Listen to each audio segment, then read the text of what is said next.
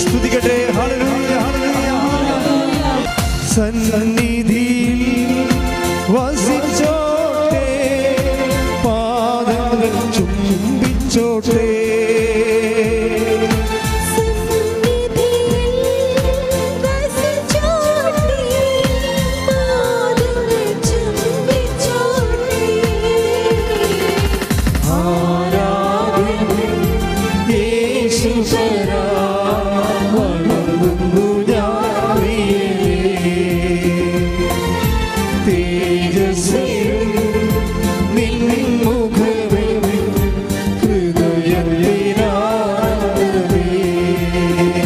കൃപാസനത്തിൽ കിട്ടിയിരിക്കുന്ന കർത്താവ് തന്ന കാരിസം എന്ന് പറയുന്നത് ഒരു മനുഷ്യൻ്റെ ജീവിതം ഒരു കാഷ്വാലിറ്റിയെ അഭിമുഖീകരിക്കുമ്പോൾ അത് കടമാകാം, രോഗമാകാം, ചിലപ്പോൾ ആശുപത്രിയിലെ വൈദ്യശാസ്ത്രം കൈയൊഴിഞ്ഞ അവസ്ഥയാകാം. അപ്പോൾ അതൊക്കെ മനുഷ്യനെ ഉണ്ടാക്കുന്ന പൊള്ളലും വേഗലുമൊക്കെ പറയാൻ പറ്റത്തില്ല. ഇങ്ങനെ ഒരു സാഹചര്യത്തിലൂടെ ചിലപ്പോൾ സാമ്പത്തിക തകർച്ചയാകാം, ജോലി ഇല്ലാതെ വരുന്ന അവസ്ഥയാകാം, അല്ലെങ്കിൽ നമ്മൾ എത്ര പരിശ്രമിച്ചിട്ടും വീണ്ടും വീണ്ടും പരാജയപ്പെട്ടിട്ട് നമ്മുടെ ഒരു ആത്മവിശ്വാസം തന്നെ നഷ്ടപ്പെടുന്ന അവസ്ഥയാണ്. പിന്നെ ജീവിതത്തിൽ കുടുംബത്തിലായാലും ശരി, നമ്മളുടെ ജോലിയും നമുക്ക് സാമ്പത്തികമൊക്കെ ഉണ്ട്, ജോലിയൊക്കെ നന്നായിട്ട് ചെയ്യുന്നുണ്ടെങ്കിൽ ഫാമിലിയിൽ നല്ല തകർച്ച ഉണ്ടെങ്കിൽ നമുക്ക് ആ സന്തോഷം ഫീൽ ചെയ്യാത്ത അവസ്ഥയാണ്. നമുക്ക് പ്രൊഫഷണലി സന്തോഷമുണ്ട്, പക്ഷേ ഫാമിലി നമുക്കത് ഫീൽ ചെയ്യുന്നില്ല. അതുകൊണ്ട് എന്തിനാണ് ഇതൊക്കെ ഇങ്ങനെയൊക്കെ ജീവിക്കണത്, ആർക്ക് വേണ്ടിയാണെന്നൊക്കെ നമുക്ക് തോന്നുപോയി. മക്കളൊക്കെ അവരുടെ തോന്നിവാസം പോലെയൊക്കെ ജീവിക്കണ കാണുമ്പോൾ എന്തിനാണ് ഇത്രയും നമ്മൾ കഷ്ടപ്പെടണം, ഉറക്കം നിൽക്കണത്, വിഷമിച്ച് നടക്കണത്, ഇത്രയും ഞെരുക്കം അനുഭവിക്കണത് ആർക്ക് വേണ്ടിയാണ്? ചിലപ്പോൾ ഭർത്താവിന് ഭാര്യയെക്കുറിച്ച് അങ്ങനെ തോന്നാം, ഭാര്യയ്ക്ക് ഭർത്താവിനെക്കുറിച്ച് തോന്നാം, ആർക്ക് വേണ്ടി. അപ്പോൾ നമ്മൾ ചെയ്യണതേ നമ്മൾ കഷ്ടപ്പെടുകയും വിഷമിക്കുകയും ഞെരുങ്ങുകയും ഇല്ലായ്മയാകുക ചെയ്യുമ്പോഴേ ഈ വീട്ടിലെ കുഞ്ഞു പിള്ളേരുടെ കയ്യാങ്കളിയും അവരുടെ ഇതൊന്നും മനസ്സിലാക്കാത്ത രീതി ചില ആൾക്കാർ മരിച്ചവരുടെ വീട്ടിലിരുന്നുകൊണ്ട് വർത്തമാനം പറഞ്ഞ് ചിരിക്കാൻ കണ്ടിട്ടില്ലേ? അല്ല, നമ്മൾ ചില മരിപ്പ് വീട്ടിലേക്ക്, എല്ലാ വീട്ടിലാണ്, ചില മരിപ്പ് വീട്ടിലൊക്കെ ചെന്ന് കഴിഞ്ഞാലേ ശവത്തിൻ്റെ വഴിയിൽ അങ്ങനെ കിടക്കും, മറ്റുള്ളവരൊക്കെ അവിടെ ഇരുന്നൊക്കെ വർത്തമാനം പറഞ്ഞു. ഞാൻ പല വീട്ടിൽ കണ്ടിട്ടുണ്ട്. കഴിഞ്ഞ ആഴ്ചയിലൊരു മരിപ്പിന് പോയാൽ അപ്പോൾ ഈ ശവവുമായിട്ടൊരു ബന്ധമില്ല അവിടെ. അവിടെ ഇരുന്ന് വർത്തമാനം പറയുന്ന ആൾക്കാർക്ക് ഈ മരിച്ച ആളുമായിട്ടൊരു ബന്ധമില്ല. ഇത് മരിക്കണമെന്ന് നിർബന്ധമില്ല, ജീവിച്ചിരിക്കെ തന്നെ നമ്മളൊരു ശവം പോലെ കണ്ടിട്ട് മറ്റുള്ളവർക്ക് ഒരു ബന്ധം തോന്നത്തില്ല. നമ്മളിങ്ങനെ വിഷമിച്ച് നടക്കണമെന്നല്ലാതെ നമ്മുടെ വിഷമം ആർക്ക് വേണ്ടി നമ്മൾ വിഷമിക്കുന്നു എന്നൊക്കെ ഓർക്കുമ്പോഴേ ഈ എന്തിനാണ് നമ്മൾ ജീവിക്കണത് എന്നൊക്കെ തോന്നും. ഇത് ഓരോരുത്തർക്കും ഓരോ തരം അനുഭവങ്ങളാണ്. ഞാൻ പറയണത് നമ്മളെല്ലാവരും ഇങ്ങനെ മനുഷ്യരാൽ തോൽപ്പിക്കപ്പെടണമെന്നുള്ളൊരു അഭിപ്രായമാണ് എനിക്കുള്ളത്. ഒരു 10-21 ലക്ഷത്തോളം മനുഷ്യരെ കൗൺസിൽ ചെയ്യുമ്പോൾ എനിക്ക് തോന്നിയിരിക്കുന്നത് 2-3 കാര്യങ്ങൾ എനിക്ക് തോന്നിയിട്ടുണ്ട്. ഒരിക്കലും ഒരു ഭാര്യ മനസ്സ് നിറഞ്ഞ് ഒരു ഭർത്താവിനെ സ്നേഹിക്കരുതെന്ന് എനിക്ക് തോന്നിയിട്ടുണ്ട്. ഒരിക്കലും ഒരു ഭർത്താവ് അയാൾക്ക് പറ്റുന്ന മുഴുവനും സ്നേഹത്താൽ ഒരു വൈഫിനെ സ്നേഹിക്കരുതെന്ന് എനിക്ക് തോന്നിയിട്ടുണ്ട്. അതുപോലെ തന്നെ മക്കളായാലും ശരി, മതിമറന്ന അപ്പന്മാരെ മാതാമാരെ സ്നേഹിക്കരുതെന്ന് എനിക്ക് തോന്നിയിട്ടുണ്ട്. 2 കാരണങ്ങൾ അങ്ങനെ തോന്നാൻ കാരണം. ഒന്ന്, നിങ്ങളുടെ ഈ മാനുഷിക സ്നേഹം കൂടുന്നതനുസരിച്ച് കൊണ്ട് ദൈവത്തിൻ്റെ സ്പേസ് കുറഞ്ഞു വരും. അതാണ് ഒരു കാരണം. ദൈവത്തിന് അവിടെ പ്രത്യേകിച്ച് റോളൊന്നും ഇല്ലാതെ വരും. നിങ്ങൾക്ക് വെൻ യു ആർ കണ്ടൻറ്റഡ്, ആ സ്പേസ് ചുരുങ്ങിപ്പോകുന്നു. രണ്ടാമത്തത്, ഇപ്പോൾ നിങ്ങൾക്ക് പൊരിഞ്ഞ തീവ്രമായ പ്രണയമാണ് ഭാര്യ ഭർത്താക്കന്മാർക്കെങ്കിൽ പിരിയാൻ പാടായിരിക്കും. അവസാന കാലങ്ങളിലെ പിരിയാൻ പാടായിരിക്കും. ഞാനൊരിക്കലൊരു ആളും മരിച്ച്, എൻ്റെ ഒരു പഴയ സഹപ്രവർത്തനായിരുന്നു. അപ്പോൾ അദ്ദേഹത്തിന് മരിപ്പിൽ ഞാൻ അപ്പോൾ ഇടവയിലൂടെ മാറിപ്പോയിട്ട് കുറേ വർഷങ്ങളായി. എന്നാലും ഞാൻ ഇരുന്ന കാലത്ത് ഒത്തിരി സഹായിച്ച ആളാണ്. അപ്പം ഞാൻ വളരെ പെട്ടെന്ന് എല്ലാ വർക്കെല്ലാം കൂട്ടിയിട്ട് ഞാൻ മരിപ്പ് വീട്ടിലോട്ട് ചെന്നപ്പോഴുണ്ട് അവിടെ 2 ശവപ്പെട്ടി കിടക്കുന്നു. 2 ശവപ്പെട്ടിയിലും ആളുണ്ട്. ഞാൻ തന്നെ വല്ലാണ്ടായിപ്പോയി. നോക്കിയപ്പോൾ എന്താ, ഭർത്താവാണ് ആദ്യം മരിച്ചത്. 1 മണിക്കൂർ കഴിഞ്ഞപ്പോൾ ഭാര്യ മരിച്ച്. അവർക്കത് താങ്ങാൻ പറ്റിയില്ല. ഭർത്താവ് മരിച്ചത് ഇനിയിപ്പോൾ ആർക്ക് വേണ്ടി ജീവിച്ചിരിക്കണം എന്നുള്ള ഒരു പ്രോബ്ലം വന്നു. അപ്പോൾ പിന്നെ ഉടനെ ഹൃദയം ഓട്ടോമാറ്റിക്കായിട്ട് അതിൻ്റെ ഇടിപ്പൊക്കെ നിർത്തി. അങ്ങനെ ഒരു അവസ്ഥ സുവിശേഷപരമായിട്ട് നിലനിൽക്കുന്നതല്ല. ദാറ്റ് മീൻസ് നമുക്ക് ഭർത്താവിനോ ഭാര്യയ്ക്കോ വേണ്ടി അല്ലല്ലോ നമ്മൾ ജീവിക്കേണ്ടത്. ബേസിക്കായിട്ട് അതൊക്കെ നമ്മുടെ ജീവിതത്തിൽ ദൈവം തന്നതല്ലേ. ഏതെങ്കിലും ഒരു കാലത്ത് വന്ന് ചേർന്ന ആൾക്കാരാണ്. അവർ വന്ന് ചേർന്ന പോലെ തന്നെ അവർ പോകും ഏതെങ്കിലും സമയത്ത്. അവശേഷിക്കുന്നത് ആരാണ്? നമ്മളും ദൈവവും തമ്മിലാണ്. അപ്പം ദൈവത്തിന് സ്പേസ് ഇല്ലാത്ത ഒരു പ്രണയം, അത് ബന്ധം, സ്നേഹമൊക്കെ ഞാനത് പ്രൊമോട്ട് ചെയ്യത്തില്ല. അവിടെ ദൈവത്തിന് സ്പേസ് ഇല്ലല്ലോ. കാര്യത്തിൽ നമ്മൾ ഈ മരണം പോലെ സ്നേഹിച്ചപ്പോൾ സുഭാഷ് നമ്മുടെ ഇതില്ലേ സോങ് ഓഫ് ദി സോങ്സിൽ 8-ാം അധ്യായത്തിലെ ഉത്തമഗീതത്തിൽ പറഞ്ഞ സ്നേഹം മരണത്തെപ്പോലെ ശക്തമാണ്. അപ്പോൾ മരണത്തെപ്പോലെ ശക്തമായ സ്നേഹത്തിൽ പലപ്പോഴും ദൈവത്തിനൊരു സ്പേസ് ഉണ്ടാകത്തില്ല. അതുകൊണ്ട് ഇത് മനസ്സിലാക്കിയിട്ട് മനുഷ്യനെ അങ്ങനെയുള്ളൊരു എല്ലാം മറന്ന് സ്നേഹിക്കാനുള്ള ചാൻസ് ഉണ്ടെന്ന് മനസ്സിലാക്കിയിട്ട് ദൈവം അത് എന്താ വെച്ചാൽ ഇപ്പോൾ നമ്മൾ മരണം പോലെ തീവ്രമായൊരു സ്നേഹം ആണ് നിൻ്റെ ജീവിത പങ്കാളിയുടെ മക്കളോട് നിനക്കുള്ളതെന്ന് വിചാരിച്ചോ. അപ്പോൾ സ്വാഭാവികമായിട്ട് അവർക്ക് എന്തെങ്കിലും സംഭവിക്കുകയോ അവർ നഷ്ടപ്പെടുകയോ ഒക്കെ ചെയ്തു കഴിഞ്ഞാൽ നീ പിന്നെ ഭ്രാന്തന്മാരെ പോലെ നടക്കും. ഭ്രാന്തന്മാരെല്ലാം ജീവിതത്തിലെല്ലാം തകർന്നു വന്ന് പറഞ്ഞ് നടക്കും. ഞാനൊരു ഇടവക ചെന്നപ്പോൾ എല്ലാ ദിവസവും ഒരു 6 മണിയാകുമ്പോൾ ഒരു മനുഷ്യൻ കറുത്ത കോട്ടും കറുത്ത പാൻസും ഇട്ടുകൊണ്ട് ചുമത്തേരി വരും. അപ്പോൾ അന്ന് ഞാൻ ബ്രദറാണ്, ഞാൻ സ്ഥലമൊന്നും പറയുന്നില്ല. അപ്പോൾ അത് അറിയുന്നൊരു ഇടവകയിലായിരുന്നു. അപ്പോൾ ആൾക്കാർക്ക് മനസ്സിലായി ഇന്ന ആളാണ് ഉദ്ദേശിക്കണമെന്ന്. അപ്പോൾ കറുത്ത കോട്ടും കറുത്ത പാൻസും ഇട്ടുകൊണ്ട് ഈ മനുഷ്യൻ 6 മണിക്ക് വരും.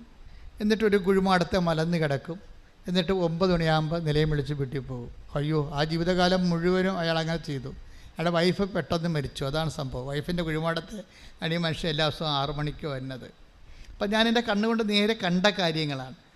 അപ്പം അന്ന് ഞാൻ മനസ്സിലാക്കി ഇത് ഒരാൾ പോയാൽ അടുത്ത ആൾ പിന്നെ ലൈഫ് ഭ്രാന്തായി പോകുമ്പോൾ ജീവിതം തന്നെ മീനിങ്ലെസ് ആയി പോകും.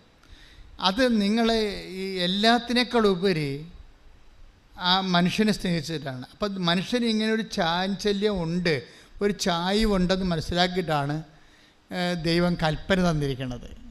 അതാ കൽപ്പനകളുടെ ഒരു പോക്കതാണ്. എല്ലാത്തിനേക്കാളുപരി ദൈവത്തെ സ്നേഹിക്കുക, നിന്നെപ്പോലെ തന്നെ നിൻ്റെ അയൽക്കാരനെയും സ്നേഹിക്കുക.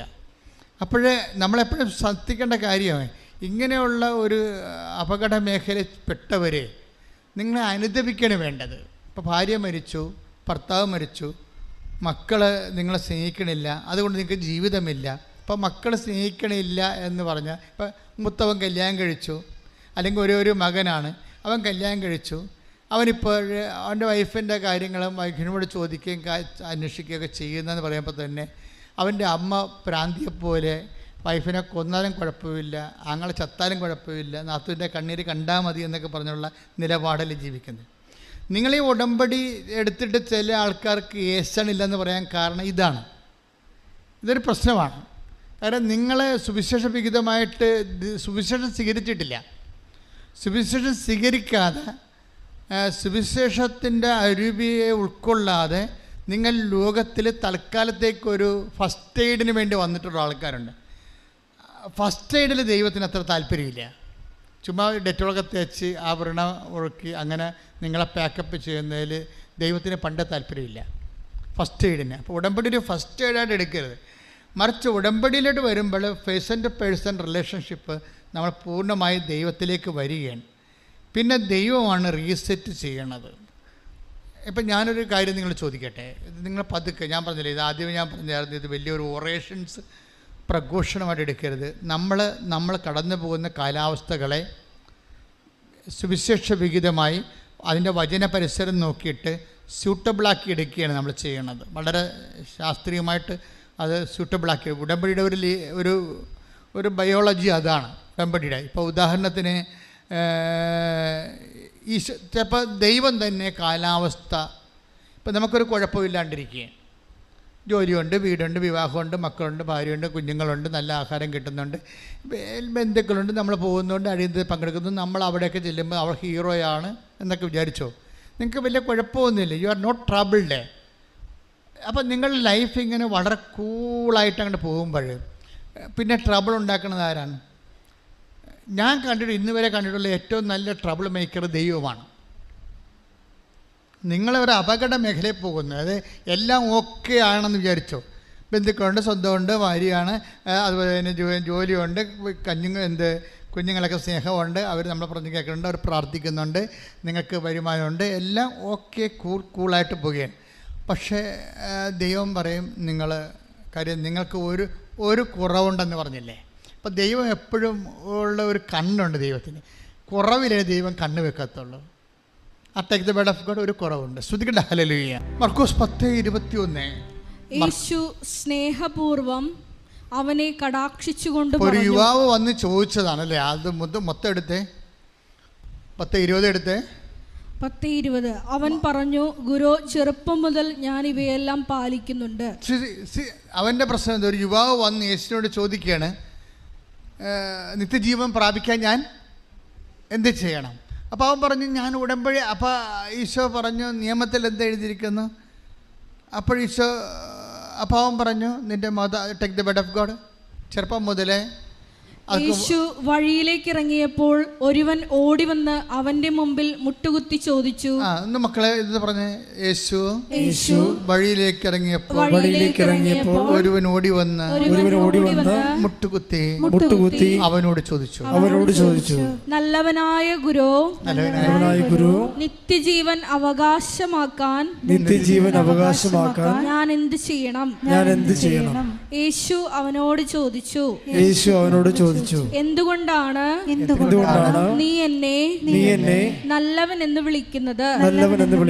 ദൈവം ഒരുവനല്ലാതെ നല്ലവനായി ആരുമില്ല. പ്രമാണങ്ങൾ നിനക്കറിയാമല്ലോ. പതുക്കെ ഉടമ്പടിയിലോട്ട് വരിക. കണ്ട, പ്രമാണത്തെട്ട് തൊട്ട് കണ്ട, നിത്യജീവൻ പ്രാപിക്കാൻ ഞാൻ എന്ത് ചെയ്യണമെന്ന് പറയുമ്പോഴേ അതിനെ കവനന്റുമായിട്ട് കണക്ട് ചെയ്യണം. കണ്ടില്ലേ? പ്രമാണങ്ങൾ നിനക്കറിയാമല്ലോ. എന്തൊക്കെയാണത്? കൊല്ലരുത്, വ്യഭിചാരം ചെയ്യരുത്, മോഷ്ടിക്കരുത്, കള്ളസാക്ഷ്യം നൽകരുത്, വഞ്ചിക്കരുത്, പിതാവിനെയും മാതാവിനെയും ബഹുമാനിക്കുക. അവൻ പറഞ്ഞു, ഗുരു, ചെറുപ്പം മുതൽ ഞാൻ ഇവയെല്ലാം പാലിക്കുന്നുണ്ട്. അവനൊരു ഉടമ്പടി ജീവിതമാണ്. പ്രമാണങ്ങൾ അനുസരിച്ച് ജീവിക്കുന്ന എന്താണ്? ഒരു ഉടമ്പടി, ദൈവമായിട്ട് ചെയ്ത ഉടമ്പടി ജീവിതമാണ്. അവൻ പറയുന്നു, ഞാനൊരു ഉടമ്പടി ജീവിതമാണ് കാഴ്ചവെക്കുന്നത്. നമ്മളും പലരും ഉടമ്പടി എടുത്തതല്ലേ, പുതുക്കിയതല്ലേ. അപ്പം അവൻ പറഞ്ഞത് എന്താണ്?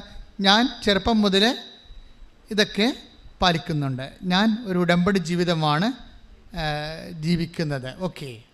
അപ്പോഴീശോ എന്താ പറഞ്ഞു? യേശു സ്നേഹപൂർവം അവനെ കടാക്ഷിച്ചുകൊണ്ട് പറഞ്ഞു. ഉടമ്പടി ജീവിതം ജീവിച്ച കർത്താവിന് നിങ്ങളോട് സ്നേഹം ഉണ്ടാവുന്ന ഉറപ്പല്ലേ? സ്നേഹപൂർവ്വമാണല്ല. ചിലപ്പോഴത്തൊക്കെ ഈശോ കോപത്തോടെ വീക്ഷിച്ചെന്ന് പറയും അല്ലെ. കൈ സൂക്ഷിച്ച് പോയവനെ സുഖപ്പെടുത്തുന്ന സമയത്ത് സാബത്തിൽ ഇത് ചെയ്യരുത്, വേറെ ദിവസം വേണമെങ്കിൽ ചെയ്തോളാൻ വേണ്ടി സാബത്ത് അധികാരി, സിനഗോഗ് അധികാരി പറയുമ്പോഴേ യേശു അവനെ കോപത്തോടെ വീക്ഷിച്ചെന്നാണ് പറയണത്. പക്ഷെ ഇവിടെ അങ്ങനെയല്ല. കവനൻ്റ് ചെയ്ത് ജീവിക്കുന്ന, ഉടമ്പടി ചെയ്ത് ജീവിക്കുന്നവനെ പുതുക്കിയവനോടും ഉടമ്പടി എടുത്തവനോടും യേശു സ്നേഹത്തോടെ, അത് നിങ്ങൾക്കും എനിക്കും ഉള്ള ഒരു മോട്ടോവാണ്. എന്താണ്? ഒന്ന് വായിച്ചത്. യേശു സ്നേഹപൂർവം അവനെ കടാക്ഷിച്ചുകൊണ്ട് പറഞ്ഞു, നിനക്ക് ഒരു കുറവുണ്ട്. ഇതാണ് പ്രോബ്ലം. ഇപ്പൊ കവനന്റൽ ലൈഫ് ആണെങ്കിലും ദൈവം നോക്കണത് എന്താണ്? അടുത്ത കുറവ് എന്താണ്? ഇതാണ് പ്രശ്നം. നമ്മൾ we are leading a covenantal sincere life, but Jesus is looking for another fault. ഇനി വേറെ എന്തെങ്കിലും കുറവുണ്ടോ? മനസ്സിലായില്ലേ? ഓരോ ആൾക്കാരും ഉടമ്പടി പുതുക്കുമ്പോൾ കുറവുകൾ ഇതുപോലെ നോക്കിക്കൊണ്ടേയിരിക്കണം. ആസ് യൂഷ്വൽ നമ്മൾ ഉടമ്പടി പുതുക്കുമ്പോൾ ഞങ്ങൾ ഒരു ചാർട്ട് നിങ്ങൾക്ക് തന്നിട്ടുണ്ട്. എന്താണ് തന്നിരിക്കുന്നത്? Clap your hands and sing the law. 45-ാം സങ്കീർത്തനത്തിലെ clap, Christian life assessment paper. ഈ അസസ്മെൻ്റ് അനുസരിച്ചുകൊണ്ട് നമുക്ക് സ്വാഭാവികമായിട്ട് ഒരു നോർമൽ അസസ്മെൻറ്റ് നടക്കുന്നുണ്ട്. പലരും അതനുസരിച്ച് തന്നെയാണ് ജീവിക്കുന്നത്. പക്ഷേ ഇങ്ങനെ അസസ്മെൻറ്റ് നമ്മളുടെ 10% അസസ്മെൻറ്റ് കറക്റ്റാണെന്ന് പറഞ്ഞ് നിങ്ങൾക്ക് അറിയാമല്ലോ, ആ അസസ്മെൻറ്റിൽ തന്നെ ഒരു 65% മാർക്ക് കൂടുതൽ, 70 മാർക്ക് കൂടുതൽ ആർക്കും കിട്ടണില്ല. 70 മാർക്കിൽ കൂടുതൽ അസസ്മെൻറ്റിന് കിട്ടണില്ല. നിങ്ങൾ നോക്കിയാൽ മതി. അപ്പോൾ 70 മാർക്ക് കിട്ടുന്നവർ ഞങ്ങളെ സംബന്ധിച്ചിടത്തോളം ഞങ്ങളുടെ സ്റ്റാൻഡേർഡ് ഓഫ് റെഫറൻസിൽ നിങ്ങൾ 90 മാർക്കുണ്ട്. പക്ഷേ we are not giving it. നിങ്ങളങ്ങനെ പെട്ടെന്ന് കയറി നിങ്ങൾക്കുറിച്ച് ആവശ്യമില്ലാത്ത കോൺഫിഡൻസ് ഉണ്ടാകാതിരിക്കാൻ വേണ്ടി മാർക്ക് പിടിച്ചാണ് ഇടണത്. പക്ഷേ അങ്ങനെ നിങ്ങൾക്ക് 90 മാർക്ക് തന്നെന്ന് വിചാരിച്ചോ? നിങ്ങളുടെ ക്രിസ്ത്യൻ അസസ്മെൻ്റൽ ജീവിതത്തിൽ വി ആർ സോ സാറ്റിസ്ഫൈഡ് എന്നും പറഞ്ഞുകൊണ്ട് നിങ്ങൾക്ക് 90 മാർക്ക് തന്നെന്ന് വിചാരിച്ചോ? പക്ഷേ അപ്പോഴും ജീസസിൻ്റെ മൈൻഡ് സെറ്റ് അങ്ങനെയല്ല. അടുത്ത കുറവ് എന്താണെന്ന് നോക്കൂ. നിനക്ക് ഒരു കുറവുണ്ട്. ഈശോ പറഞ്ഞു കേട്ടില്ല? നിനക്കൊരു കുറവുണ്ട്. പോയി ഒന്ന് പറഞ്ഞു. നിനക്കൊരു കുറവുണ്ട്. പോയി നിനക്കുള്ളതെല്ലാം വിറ്റ് ദരിദ്രർക്ക് കൊടുക്കുക. അപ്പോൾ സ്വർഗത്തിൽ നിനക്ക് നിക്ഷേപമുണ്ടാകും. പിന്നെ വന്ന് ഈ കുറവെന്ന് പറയണത് സ്വർഗത്തിലെ നിക്ഷേപം കണ്ടുകൊണ്ട് വേണം. ഒരു പരിധി കഴിഞ്ഞാൽ പിന്നീട് സ്വർഗത്തിലെ നിക്ഷേപം കണ്ടുകൊണ്ട് വേണം നമ്മൾ നമ്മുടെ മൂവ്മെൻറ്റ് ചെയ്യാൻ. സ്വർഗത്തിൽ നിനക്ക് നിക്ഷേപം ഉണ്ടാകും. അടുത്ത വായിച്ചേ. പിന്നെ വന്ന് എന്നെ അനുഗമിക്കുക. ഇത് ബേസിക്കായിട്ട് നമുക്കറിയില്ല. സുവിശേഷം ഈ പൂച്ചയെ പിടിച്ച് എങ്ങനെ എറിഞ്ഞാലും 4 കാലേ വന്ന് ലാൻഡാവും അല്ലേ? അതുപോലെ ഉടമ്പടിയുടെ എല്ലാത്തിനും അൾട്ടിമേറ്റ് എയിം എന്താണ്? ദൈവത്തെ അനുഗമിക്കുകയാണ്. ഇപ്പം അവൻ പറയണ പോലെ ചെയ്യുന്നതല്ലേ ഇതിൻ്റെ മെക്കാനിസം അതല്ലേ ഉള്ളൂ. നിങ്ങളൊന്ന് ചിന്തിച്ച് നോക്കിയേ. 2000 കൊല്ലമായി സഭ ഇവിടെ പുലരുന്നത്. അവൻ പറയണ പോലെ ചെയ്യാൻ വേണ്ടിയുള്ള വചനങ്ങൾ എത്രയോ കോടാനുകോടി പള്ളികളിൽ ആയിരക്കണക്കിന് കൊല്ലങ്ങൾ വായിച്ചെങ്കിലും നമ്മളോടാണ് അതിൻ്റെ അകത്ത് രഹസ്യം പറഞ്ഞത്. എന്താണ്? അവൻ പറഞ്ഞതുപോലെ ചെയ്യണത് വെള്ളം കോരി ഒഴിക്കണ ഏർപ്പാടല്ല, ക്രിസ്തു പറയണ പോലെ ജീവിക്കുന്നതാണെന്നുള്ളത് അമ്മ മാതാവിൻ്റെ മധ്യസ്ഥയിലാണ് നമുക്ക് കിട്ടി. അങ്ങനെയാണ് ഉടമ്പടി ആയിപ്പോയത്. അത് നമ്മളെല്ലാവരും ചെയ്യണത് എന്താണ്? അവൻ പറഞ്ഞതുപോലെയാണ് ചെയ്യുന്നത്. കേരള സഭ ഇങ്ങനൊരു പുതിയ ഒരു മൂവ്മെൻറ്റ് വന്നപ്പോൾ എന്തുകൊണ്ടാണ് ഒരു മെത്താമാച്ചന്മാർ പോലും ഇതിനോട് ഒരു നിരസം പോലും ഒരു പുതിയ പ്രാർത്ഥനയോട് ഒരു സംശയം പോലും കാണിക്കാൻ എന്താണ്? സഭ തന്നെ ഇവിടെ നിലനിൽക്കുന്നതിൻ്റെ ഉദ്ദേശം എന്താണ്? അവൻ പറയണ പോലെ ജനത്തെ കൊണ്ട് ചെയ്യിക്കാനാണ്. അവിടെ അതിൻ്റെ അകത്ത് വേറെ ഒരു മിസ്റ്റേക്കും ഇല്ല സംഭവം. പിന്നെ അവൻ ചെയ്യിക്കുന്ന രീതികൾ സ്വാഭാവികമായിട്ടും വ്യത്യസ്തമാണ്. ചെയ്യിക്കുന്ന രീതികളിൽ ഉപയോഗിച്ചിരിക്കുന്ന മെത്തേഡുകൾ വ്യത്യാസമാണ്. മെത്തേഡ് പക്ഷേ ഇറ്റ് ഈസ് ബിബ്ലിക്കൽ, പക്കാ ബിബ്ലിക്കലാണ്. ഇപ്പോൾ ഉപ്പായാലും അതുപോലെ തന്നെ തിരിയായാലും ഇപ്പം ഈവൻ ദ ഗ്രീൻ കളർ. ഇപ്പം ഐസയ എടുത്ത മോളെ, ഐസയല്ല, ഹെബ്രായർ 9:4 എടുത്ത് ശ്രുതികടെ. അതിൽ സ്വർണം കൊണ്ടുള്ള ധൂപപീഠവും എല്ലാ വശവും പൊന്നു പൊതിഞ്ഞ വാഗ്ദാന പേടകവും ഉണ്ടായിരുന്നു. വാഗ്ദാന പേടകത്തെക്കുറിച്ച് പറയുന്ന ഹെബ്രായർ 9:4. അതിൽ സ്വർണം കൊണ്ടുള്ള ധൂപപീഠവും എല്ലാ വശവും പൊന്നു പൊതിഞ്ഞ വാഗ്ദാന പേടകവും ഉണ്ടായിരുന്നു. മന്ന വെച്ചിരുന്ന സ്വർണ്ണ കലശവും അഹറോന്റെ തളിർത്ത വടിയും. വാഗ്ദാന പേടകത്തിൽ ആദ്യത്തെ വാഗ്ദാന പേടകത്തിൽ എന്താ ഉണ്ടായിരുന്നത്? മന്ന കലശം അല്ലേ? കലശം വെച്ചാൽ പാത്രം. എന്ത്? മന്ന വെച്ചിരുന്ന കലശം. മന്ന എന്ന് പറഞ്ഞാൽ എന്താണ്? ഭക്ഷണം മാർഗമില്ലാതെ വന്നൊരു കാലത്ത് കർത്താവ് നിങ്ങൾക്കറിയാത്തപ്പം എനിക്കുണ്ടെന്ന് പറഞ്ഞില്ലേ? അറിയാത്തപ്പം എന്ന് പറയും.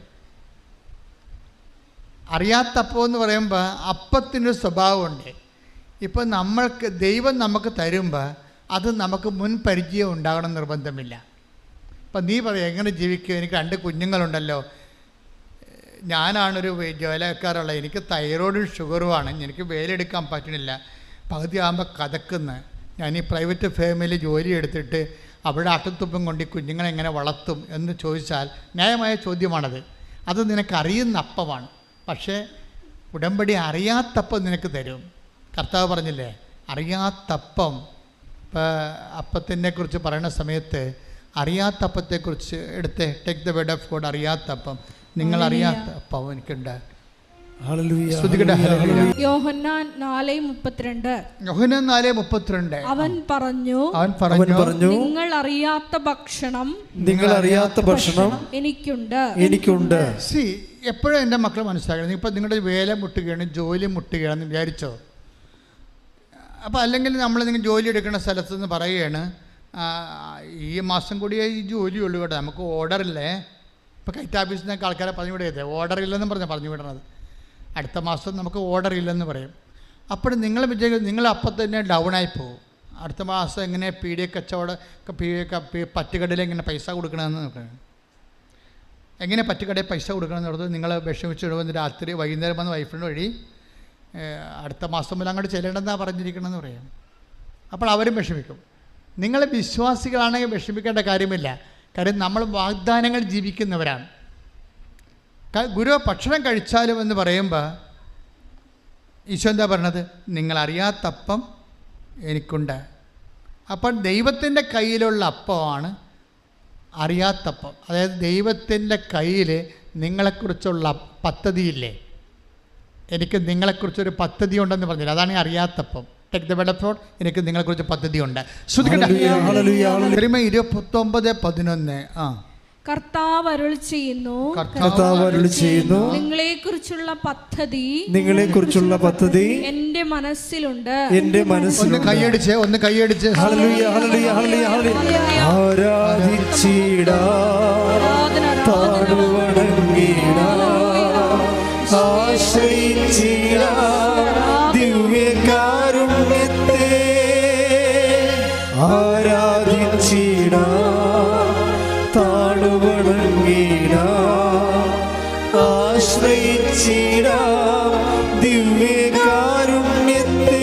അപ്പോൾ എന്ത് സംഭവം എന്ന് വെച്ചാൽ ഈശോ പറഞ്ഞു നിങ്ങൾക്കറിയാത്തപ്പം എനിക്കുണ്ട് എന്ന് പറഞ്ഞു അല്ലേ? ഈ അറിയാത്തപ്പം തന്നെയായിരുന്നു ആകാശത്തിലെ മന്ന. ആകാശത്തിലെ മന്ന എന്ന് പറഞ്ഞ പിതാക്കന്മാർ ഭക്ഷിച്ചില്ലേ? Take the word of God, ആകാശത്തിലെ മന്ന. ശ്രദ്ധിക്കട്ടെ. 16-ാം അധ്യായം 14-15 വചനങ്ങൾ. മഞ്ഞുരുകിയപ്പോൾ മരുഭൂമിയുടെ ഉപരിതലത്തിൽ പൊടിമഞ്ഞു പോലെ വെളുത്തുരുണ്ട് ലോലമായ ഒരു വസ്തു കാണപ്പെട്ടു. ഇസ്രായേൽക്കാർ ഇത് കണ്ടപ്പോൾ പരസ്പരം ചോദിച്ചു ഇതെന്താണ് അതെന്താണെന്ന് അവർ അറിഞ്ഞിരുന്നില്ല. അപ്പോൾ മോശ അവരോട് പറഞ്ഞു കർത്താവ് നിങ്ങൾക്ക് ഭക്ഷണമായി തന്നിരിക്കുന്ന അപ്പമാണിത്. അത് എന്താണെന്ന് അവരറിഞ്ഞിരുന്നില്ല അല്ലേ?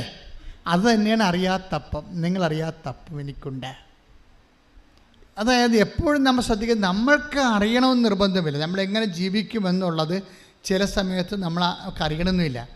പക്ഷേ ദൈവത്തിനറിയാം. കാരണം എന്താ, എനിക്ക് നിങ്ങളെക്കുറിച്ചൊരു പദ്ധതി ഉണ്ട്. കഴിഞ്ഞ ദിവസങ്ങളിലൊരു സാക്ഷ്യം ഉണ്ടായി. സാക്ഷ്യം എന്ന് വെച്ചാൽ ഒരു പാവപ്പെട്ട വീട്ടിലാണ്, ചെല്ലാനത്ത്. അപ്പോൾ അവൻ്റെ അമ്മ ഇവിടെ വന്ന് ഉടമ്പടി എടുത്തപ്പോൾ അവന് കപ്പൽ കാശ് കൊടുത്ത് നിൽക്കുന്ന പാർട്ടിയാണ്. ക്യാപ്റ്റൻ പരീക്ഷയൊക്കെ എഴുതിയിട്ടേ നമ്മുടെ ഈ മർച്ചൻ്റ് ടീമിലൊക്കെ പൈസ കൊടുക്കൂല. പഠിക്കണമെങ്കിൽ 4 ലക്ഷമാണ്. പിന്നെ ഏതെങ്കിലും കപ്പലൊക്കെ ആണെങ്കിൽ 3 ലക്ഷം 2 ലക്ഷമൊക്കെ കൊടുക്കേണ്ടി വരും. അപ്പോൾ 4 ലക്ഷം വരെ കൊടുത്തിട്ട് ഇന്നുവരെ ജോലി കിട്ടാത്തവരുമുണ്ട്.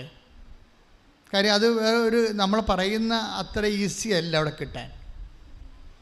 കാര്യം അതെല്ലാം ക്യാപ്റ്റൻസ് 6 മാസം കഴിയുമ്പോൾ ഇറങ്ങും, ചിലപ്പോൾ 1 കൊല്ലം കഴിയുമ്പോൾ ഇറങ്ങും.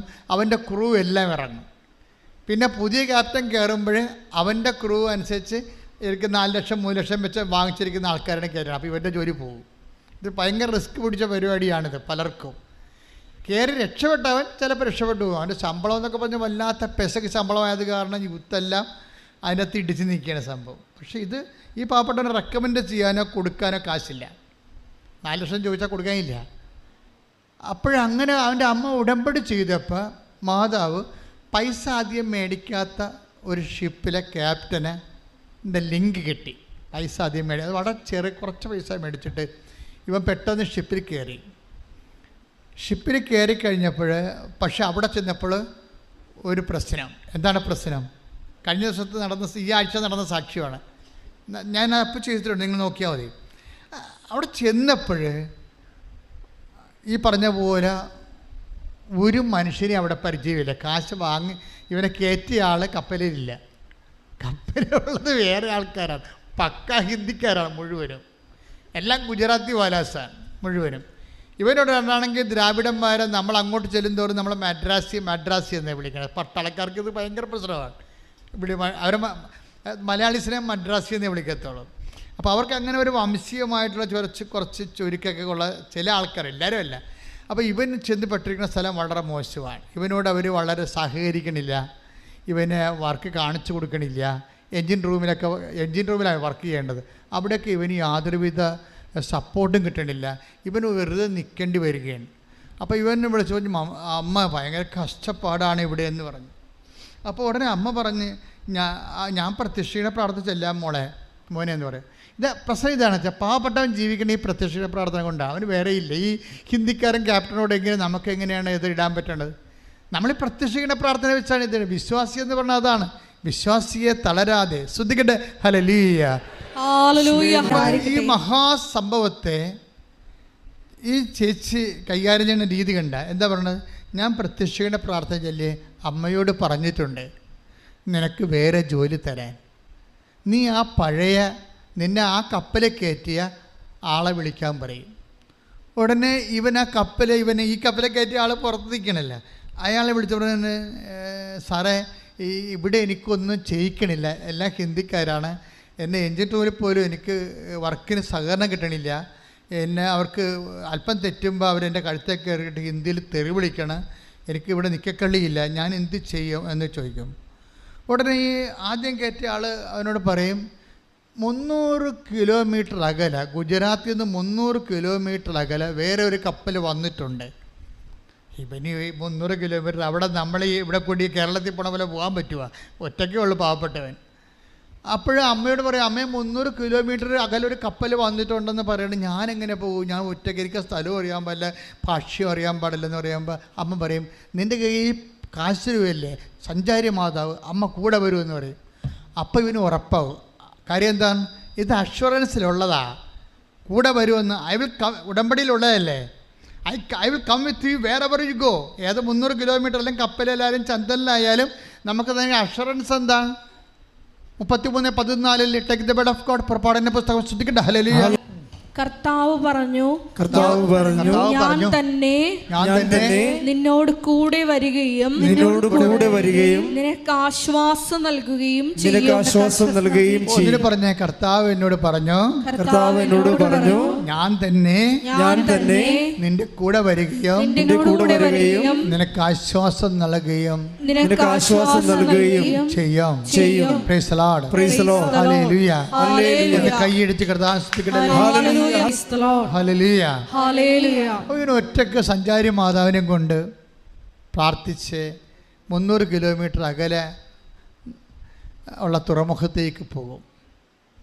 അവിടെ തുറമുഖം ചെല്ലുമ്പോൾ ഈ ആള് വിളിച്ച് സെറ്റ് ചെയ്തിട്ട് ഈ 300 കിലോമീറ്റർ അകലെ കിടക്കുന്ന കപ്പലിൻ്റെ അടുത്ത് ചെല്ലുമ്പോൾ അവിടുത്തെ ആൾ ഇറങ്ങി വന്ന് ഇവനെ കൂട്ടിക്കൊണ്ട് കപ്പലിലോട്ട് പോകും. കപ്പലിലോട്ട് പോകുമ്പോഴുണ്ട് അവിടെ എല്ലാവരും ഹിന്ദിക്കാരാണ്, 3 മലയാളികളേ ഉള്ളൂ. പക്ഷേ എല്ലാവർക്കും ഇവനോട് ഭയങ്കര സ്നേഹം.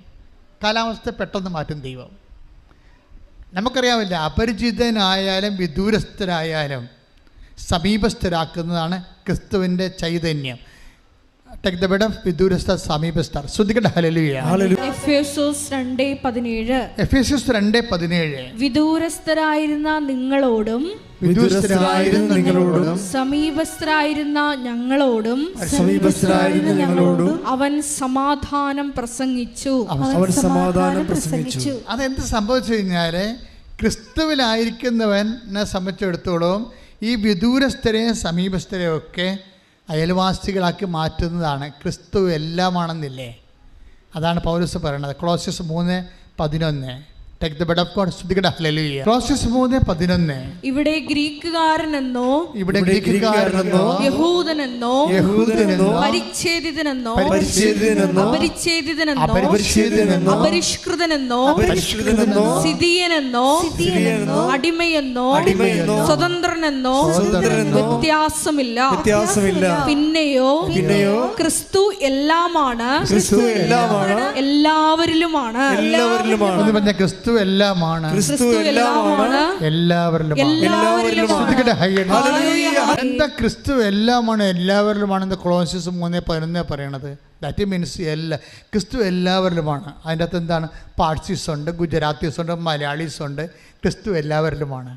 എല്ലാവരിലും ക്രിസ്തു വന്നു കഴിയുമ്പോൾ എന്നാ സംഭവിക്കും? നമ്മൾ ക്രിസ്തുവിനെ ചിലപ്പോൾ ഒരാളായിരിക്കും വിളിക്കണത്, ഒരാളായിരിക്കും. അപ്പോൾ എന്താ കാര്യം? നമുക്കൊരു ആവശ്യം വന്നോ, നിങ്ങൾക്ക് ആവശ്യപ്പെട്ട സമയത്ത് ആവശ്യപ്പെട്ട വിഷയത്തിൻ്റെ മേലെ ക്രിസ്തുവിന് ഇടപെടാൻ കഴിയുന്നതാണ്, ആവശ്യമുള്ളതുപോലെ ഇടപെടാൻ കഴിയുന്നതാണ് ക്രിസ്തു എല്ലാമാണെന്ന് പറയാൻ കാരണം.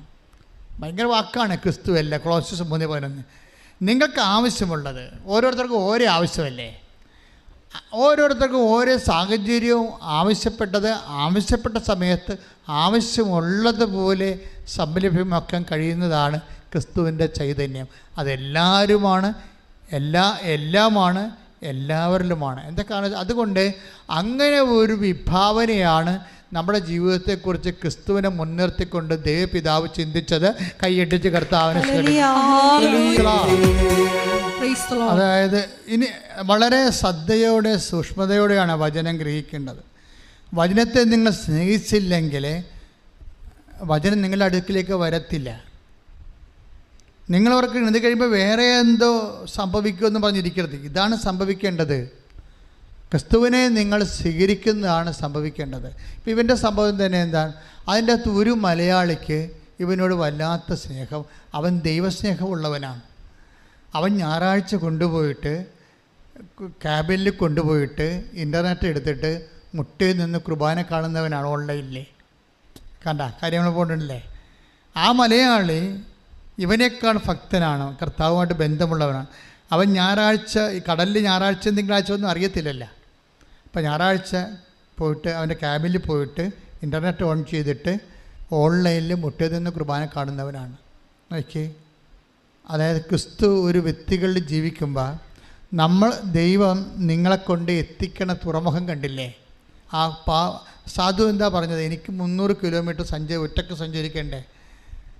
അപ്പോൾ അവൻ്റെ പ്രശ്നം അവൻ ഉടനെ സങ്കടപ്പെട്ട് പറയുമ്പോൾ ആ സങ്കടത്തിന് എന്ത് സുന്ദരമായ ഒരു പരിഹാരമാണ് ഉണ്ടായിരിക്കുന്നത്.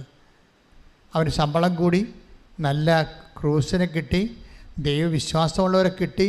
എല്ലാം സകല വാഗ്ദാനങ്ങളുമാണ്. എന്തെല്ലാം വാഗ്ദാനങ്ങൾ മനുഷ്യന് ദൈവം കൊടുത്തിട്ടുണ്ടോ അതെല്ലാം ഇതിനകത്തുള്ളതാണ്. ഐ വിൽ റീഇൻസ്റ്റേറ്റ് യു എന്നൊക്കെ പറയുന്ന പോലെ.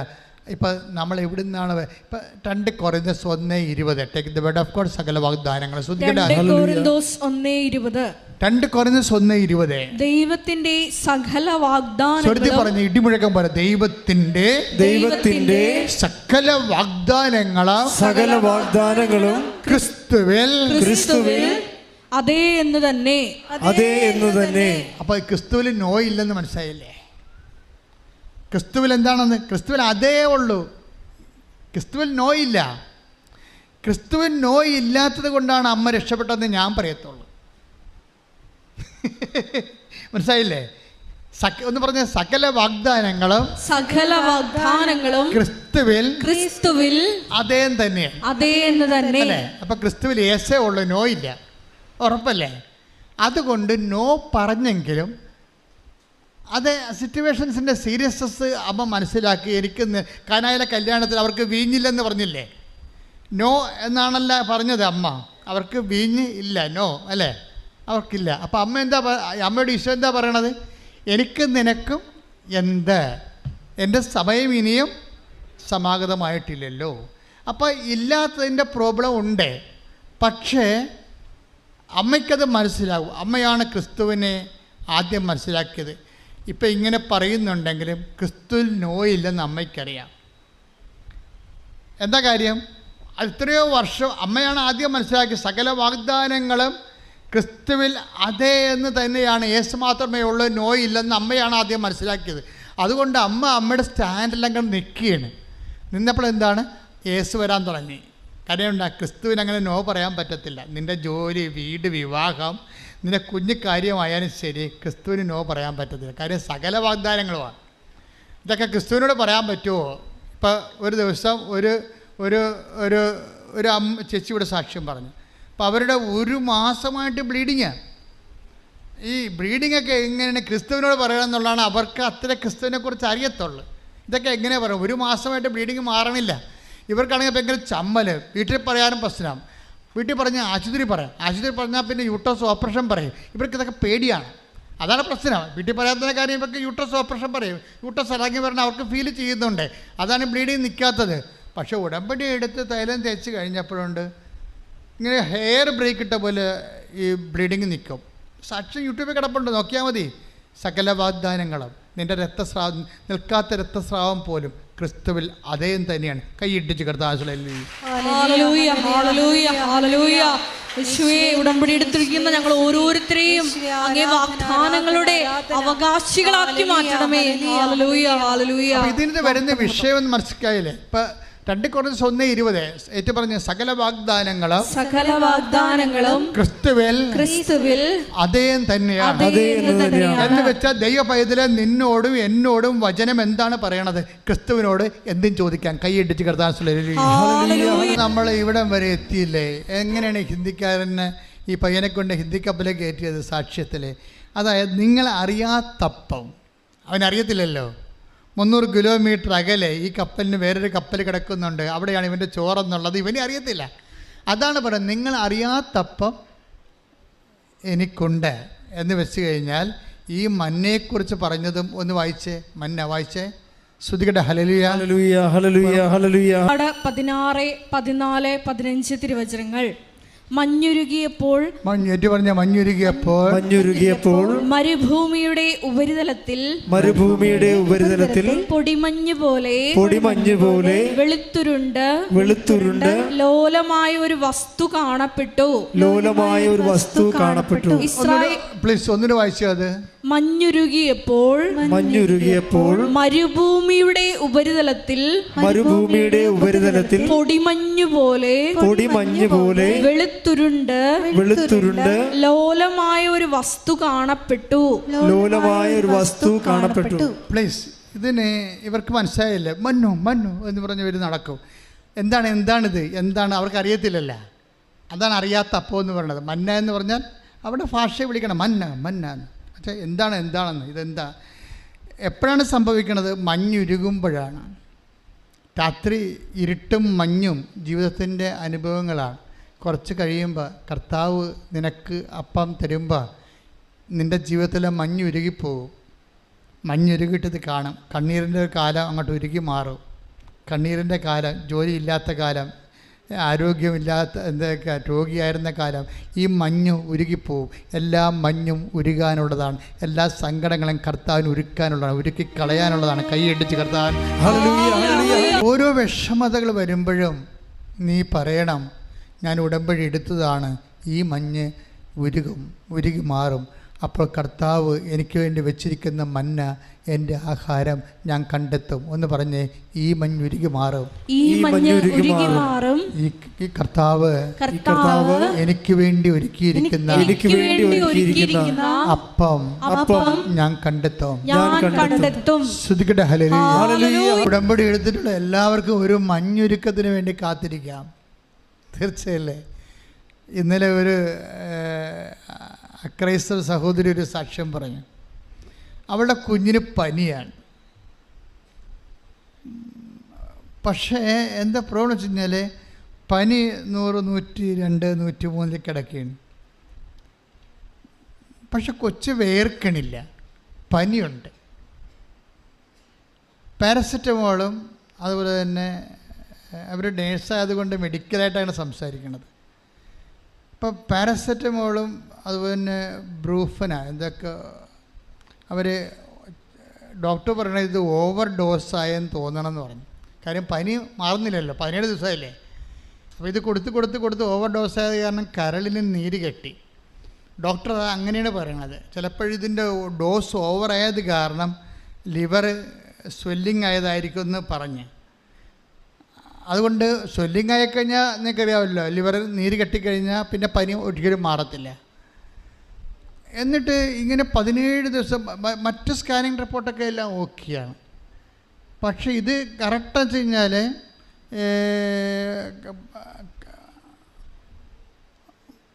പ്രോട്ടീൻ ദഹിക്കാത്ത വിഷയങ്ങളുണ്ട് ഇതിനകത്ത്. പ്രോട്ടീൻ ദഹിക്കാത്ത അങ്ങനെ കുറേ പ്രശ്നങ്ങൾ അവർ പറയുന്നുണ്ടായിരുന്നു.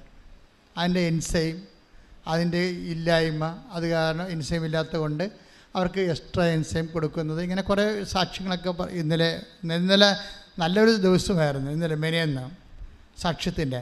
പക്ഷേ ഈ 17 ദിവസം പനി മാറാത്ത കുഞ്ഞിനെ സംബന്ധിച്ചിടത്തോളം അവന് ഉടമ്പടി എടുത്ത്, ആദ്യം അവർ ഓൺലൈൻ ഉടമ്പടിക്ക് എടുത്തത്. ഓൺലൈൻ ഉടമ്പടി എന്ന് വെച്ച് കഴിഞ്ഞാൽ അന്തർദേശീയയുടെ ആൾക്കാർക്ക് ഇവിടെ വന്ന് ഹൈ എമർജൻസി വന്ന് ഇവിടെ എത്താൻ പറ്റിയില്ലെങ്കിൽ ചെയ്യാൻ പറ്റുന്ന കാര്യങ്ങളാണ്. അമ്മ അത് ഹോണർ ചെയ്യുന്നുണ്ട് ശരിക്കും. പക്ഷേ ഇവർക്ക് ഇവിടെ എത്താൻ പറ്റുന്ന സമയത്ത് വന്ന് ഉടമ്പടി എടുത്തോളാമെന്ന് അമ്മയോട് പറഞ്ഞ് ഇവർ കൂട്ടുകാരത്തിൻ്റെ ഉടമ്പടി തൈലം വാങ്ങിച്ച് ആ കൂട്ടുകാരത്തിൽ കൊണ്ട് കൊടുത്തിട്ട് അത് കുഞ്ഞിനെ പെരട്ടും. കുഞ്ഞിനെ പെരട്ടി കഴിയുമ്പോൾ 17 ദിവസമായിട്ട് കുഞ്ഞ് പനിച്ച് കിടക്കുകയാണ്, വേർത്തിട്ടില്ല. ഇത് പെരുട്ടി 1/2 മണിക്കൂർ കഴിഞ്ഞപ്പോൾ തന്നെ കാര്യം സത്യം പറഞ്ഞാൽ കുഞ്ഞിൻ്റെ കൂടെ കിടന്ന് ഉറങ്ങിപ്പോയെങ്കിൽ 1 മണിക്കൂർ കഴിഞ്ഞപ്പോൾ അമ്മയ്ക്കൊരു ഉണർച്ച വന്ന്. ഉണർക്കുക വെച്ചാൽ ഇങ്ങനെ ഈ പനിയോട് അമ്മയ്ക്ക് മാനസികമായിട്ട് ഐക്യപ്പെട്ടെന്ന് തോന്നണം. ഇത് മാറത്തില്ല എന്നുള്ള ഒരു മാനസികാവസ്ഥയെ. കാര്യം എപ്പോഴും കൈവച്ച് നോക്കണമല്ല. അപ്പോൾ ഒരിക്കലും 17 ദിവസമായിട്ട് ഇങ്ങനെ കൈവച്ച് നോക്കിയിട്ട് ഇന്ന് വരെ പനി മാറിയിട്ടില്ല, എപ്പോഴും ചൂടാണ്. അപ്പം അതുകൊണ്ട് ആ ഒരു സംഭവം തന്നെ അമ്മ ഈ കൈവച്ച് നോക്കണ ഏർപ്പാട് നിർത്തി. അവർ കിടന്ന് കൊച്ചിൻ്റെ കൂടെ ഉറങ്ങുകയാണ്. പക്ഷേ 1 മണിക്കൂർ കഴിയുമ്പോൾ അവർക്ക് ഉണർച്ച വന്നപ്പോൾ അയ്യോ ഉടമ്പടി തൈലം തേച്ചതാണല്ല, ഒന്ന് നോക്കിയേക്കാന്ന് വെച്ചപ്പോൾ കൊച്ചു വെട്ടി വേർതിരിക്കണം. അതായത് അമ്മ ഇത് രണ്ടും കൽപ്പിച്ചിറങ്ങിയിരിക്കുകയാണ് സത്യമായിട്ടും. ഇത് കൃപാസന അമ്മ മാതാവിൻ്റെ പ്രത്യക്ഷീകരണത്തിൻ്റെ സാക്ഷ്യങ്ങളാണ് കേട്ടുകൊണ്ടിരിക്കുന്നത്. അമ്മയുടെ പ്രത്യക്ഷീകരണം സഭ ഏറ്റെടുക്കുന്നവരെ സാക്ഷ്യത്തിന് ഒരു പഞ്ഞുമില്ല, അത് എടുക്കണവരെ സമം പോകും.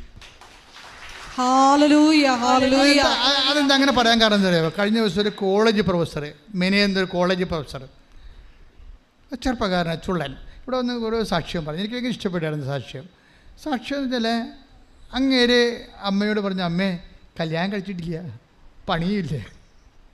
നോക്കി ഉള്ളതുപോലെ പറയണം. ദൈവത്തോടൊക്കെ പറയണം. അങ്ങനെയാണ് നമ്മുടെ സ്വന്തം പോലെ പറയണം.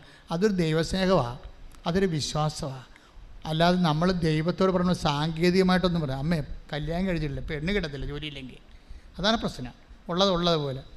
അപ്പോൾ ഉടനെ അവന് ഉടമ്പടി എടുത്ത് ഇവിടെ നിൽക്കുന്ന സമയത്ത് തന്നെ അവൻ്റെ മൊബൈലിൽ അമ്മ ഒരു ലിങ്ക് ഇട്ട് കൊടുത്തു.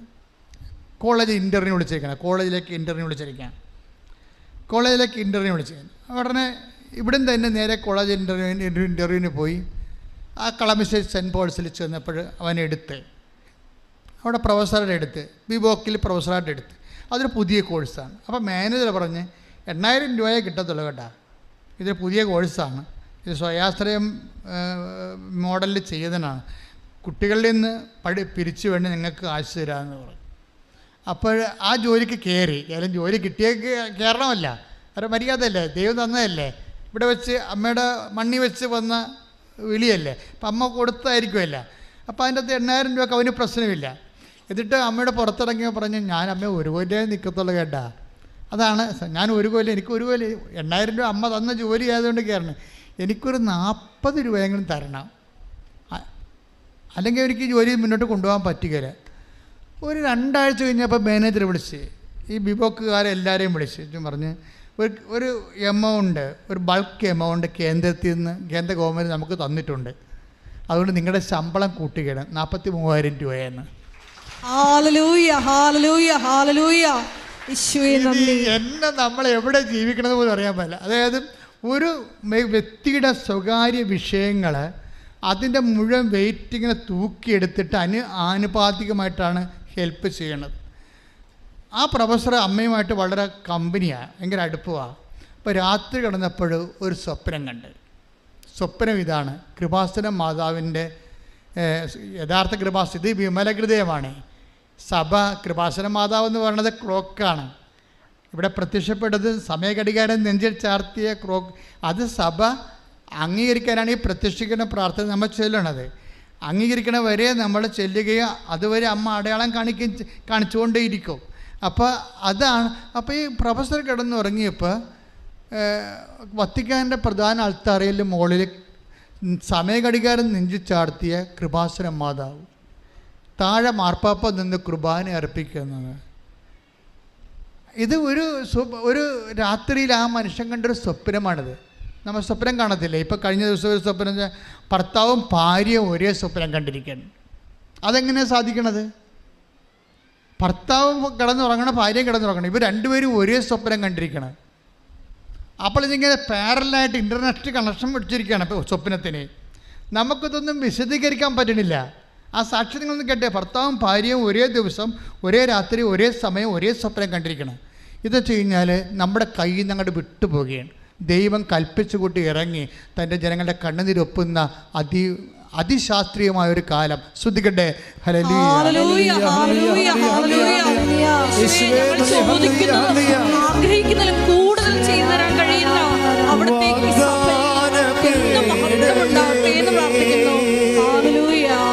സ്വർഗീയ പൊന്മലരേ, കൃപാസനത്തിൻ്റെ അമ്മേ,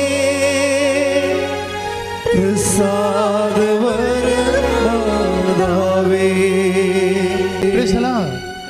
എല്ലാം നിൻ്റെ സ്വപ്നങ്ങളും നിൻ്റെ ആവശ്യങ്ങളും എല്ലാം ദൈവത്തിൻ്റെ കയ്യിലുണ്ട്. മഞ്ഞുരുകുമ്പോൾ മഞ്ഞ കാണാം. അതാണ് ഇന്നത്തെ ഏറ്റവും വലിയ വെളിപാട്, അല്ലേ? അതിപ്പോൾ ഈശോ തന്നതാണ്. മഞ്ഞുരുകുമ്പോൾ നിൻ്റെ മഞ്ഞ് ഞാൻ ഒരുക്കും, അപ്പോൾ നീ മഞ്ഞ കാണും. അതാണ് കോളേജ് പ്രൊഫസർ സംഭവിച്ചത്. ഈ മഞ്ഞയാണ് കലശത്തിലെ കൃപാസനത്തിൻ്റെ ഉള്ളിലിരിക്കുന്നത്. എന്നുവെച്ചാൽ നിൻ്റെ ജീവിതത്തിൻ്റെ സ്വപ്നം കർത്താവ് വാഗ്ദാന പേടകത്തിൻ്റെ ഒരു പ്രൊവിഷനാക്കി, സാധ്യതയാക്കി മാറ്റിയിരിക്കുന്നു. കൈയടിച്ച് കർത്താവിനെ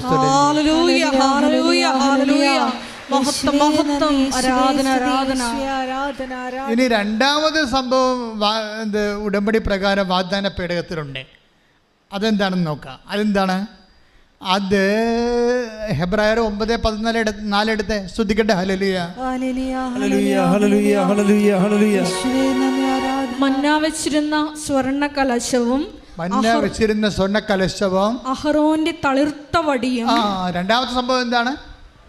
അഹറോന്റെ തളർത്ത വടി.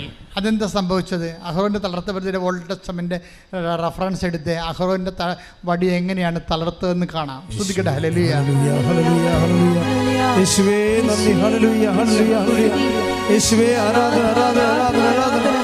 ഹല്ലേലൂയ ഹല്ലേലൂയ ഹല്ലേലൂയ ഹല്ലേലൂയ ഹല്ലേലൂയ ഹല്ലേലൂയ. സംഖ്യ 17:7-8 തിരുവചനങ്ങൾ. സംഖ്യ 17:7-8. സാക്ഷി കൂടാരത്തിൽ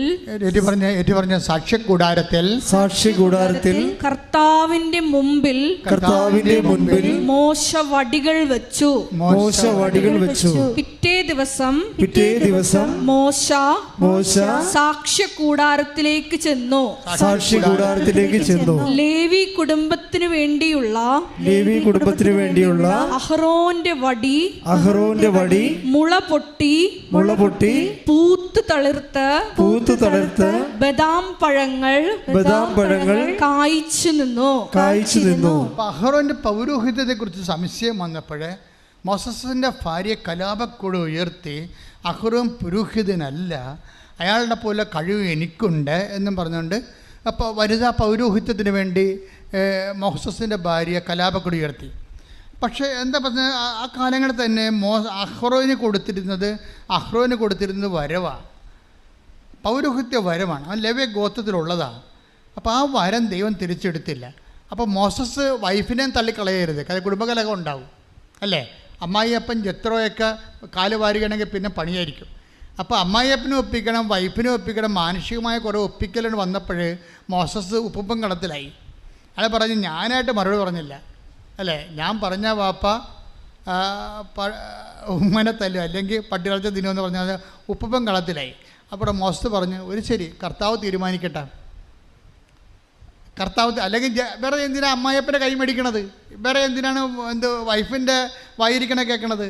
അതുകൊണ്ട് മോസസ് പറഞ്ഞു, കർത്താവേ ഈ വിഷയത്തിൽ ഇടപെടണം, ഇതെൻ്റെ കുടുംബ പ്രശ്നമാണ്. കാര്യം എൻ്റെ വൈഫും മുറ്റാണ്, എനിക്കിതിനകത്തൊന്നും ചെയ്യാൻ പറ്റത്തില്ല. അഹ്റോന് പൗരോഹിത്യം നീയല്ലേ കൊടുത്തത്, അപ്പോൾ നീയാണ് കൊടുത്തതെങ്കിൽ നീ അത് തെളിയിക്കണമെന്ന് പറയും. അപ്പോൾ സാക്ഷ്യ കൂടാരത്തേക്ക് വിളിച്ചിട്ട് പറയും, മോശം പറഞ്ഞു, നീ കുറേ കരിഞ്ഞ വടിയെ കണ്ട് വെക്കാൻ പറഞ്ഞു.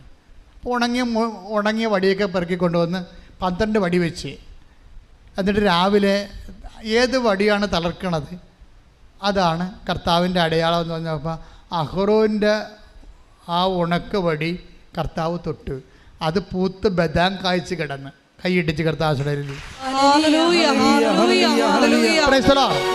അപ്പോൾ ഈ അഹ്റോൻ്റെ ഉണങ്ങിയ കമ്പ് പല ഉടമ്പടി എടുക്കുമ്പോൾ സംഭവിക്കുന്ന പ്രതിഭാസം അതാണ്. പല ആൾക്കാരും ഉണങ്ങിയ കമ്പ് ബദാം കായ്ക്കും.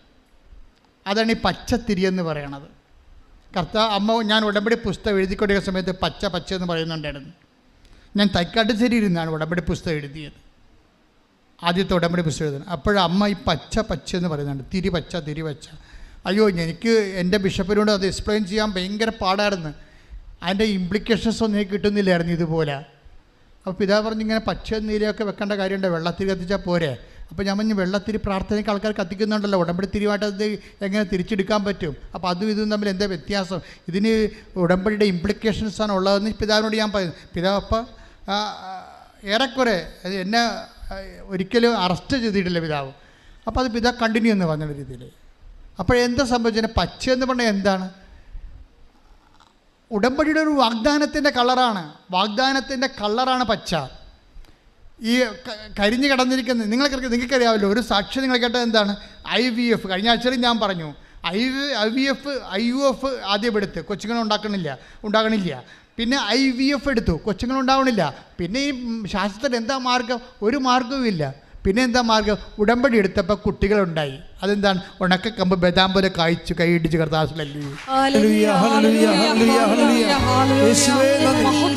അപ്പം ഉണക്കക്കമ്പ് എന്ന് പറഞ്ഞാൽ അതാണ്. ഒരു ശാസ്ത്രത്തിന് പ്രത്യാശ പോയി അവിടെ. അത് ബേസിക്കായിട്ട് അത് ഉണങ്ങിയിരിക്കുകയാണ്. പക്ഷെ കർത്താവ് തൊട്ട് കഴിഞ്ഞാൽ കർത്താവ് എന്താ പറഞ്ഞത്? ഈ കല്ലിൽ നിന്ന് take the bed of God, ഈ കല്ലിൽ നിന്ന് അതൊരു എബ്രാഹത്തിൻ്റെ സന്ധി ജനിപ്പിക്കുവാൻ ദൈവത്തിന് കഴിയും. കൈയടിച്ച് കർത്താവ്.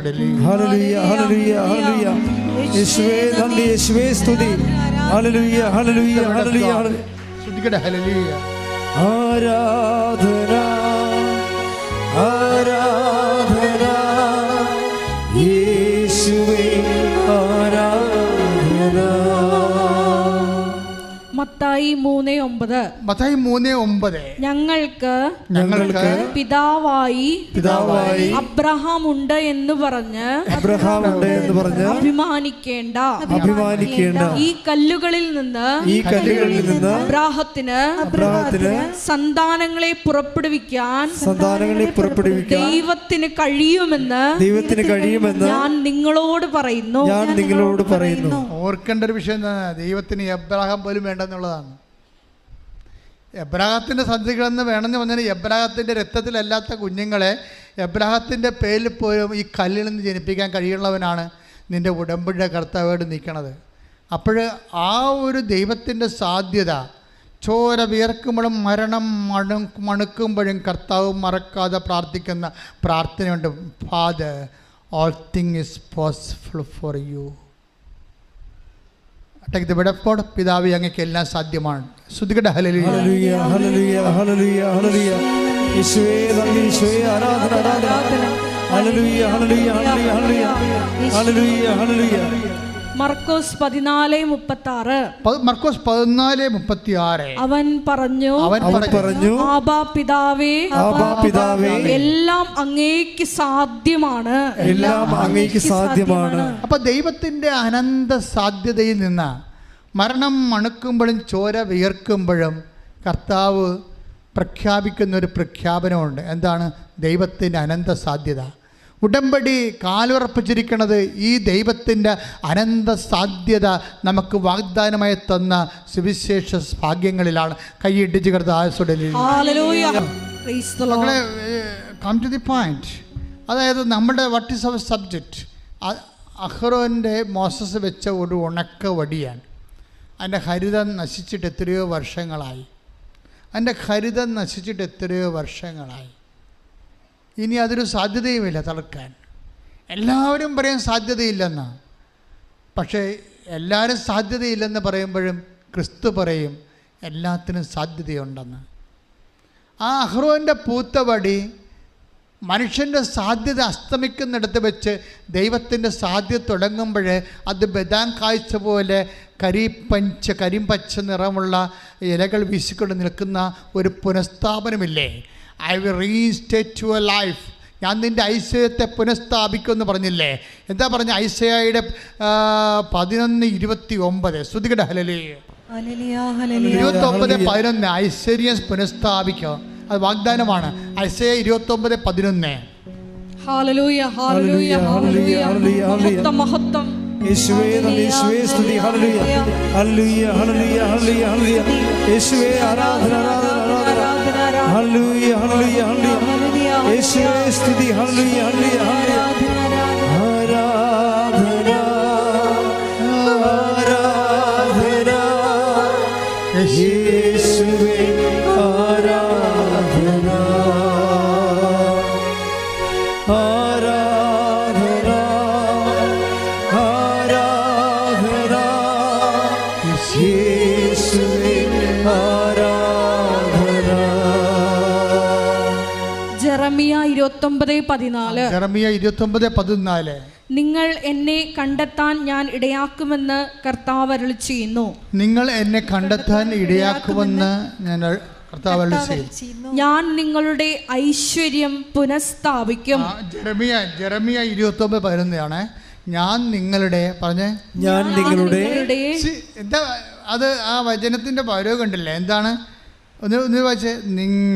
നിങ്ങൾ എന്നെ കണ്ടെത്താൻ ഞാൻ ഇടയാക്കും. അപ്പോഴേ ദൈവമാണ് ഇടയാക്കണത് അല്ലേ? ആര്? ദൈവത്തെ കണ്ടെത്താൻ വേണ്ടി നമ്മളെ സഹായിക്കുമെന്നായി പറയണത്.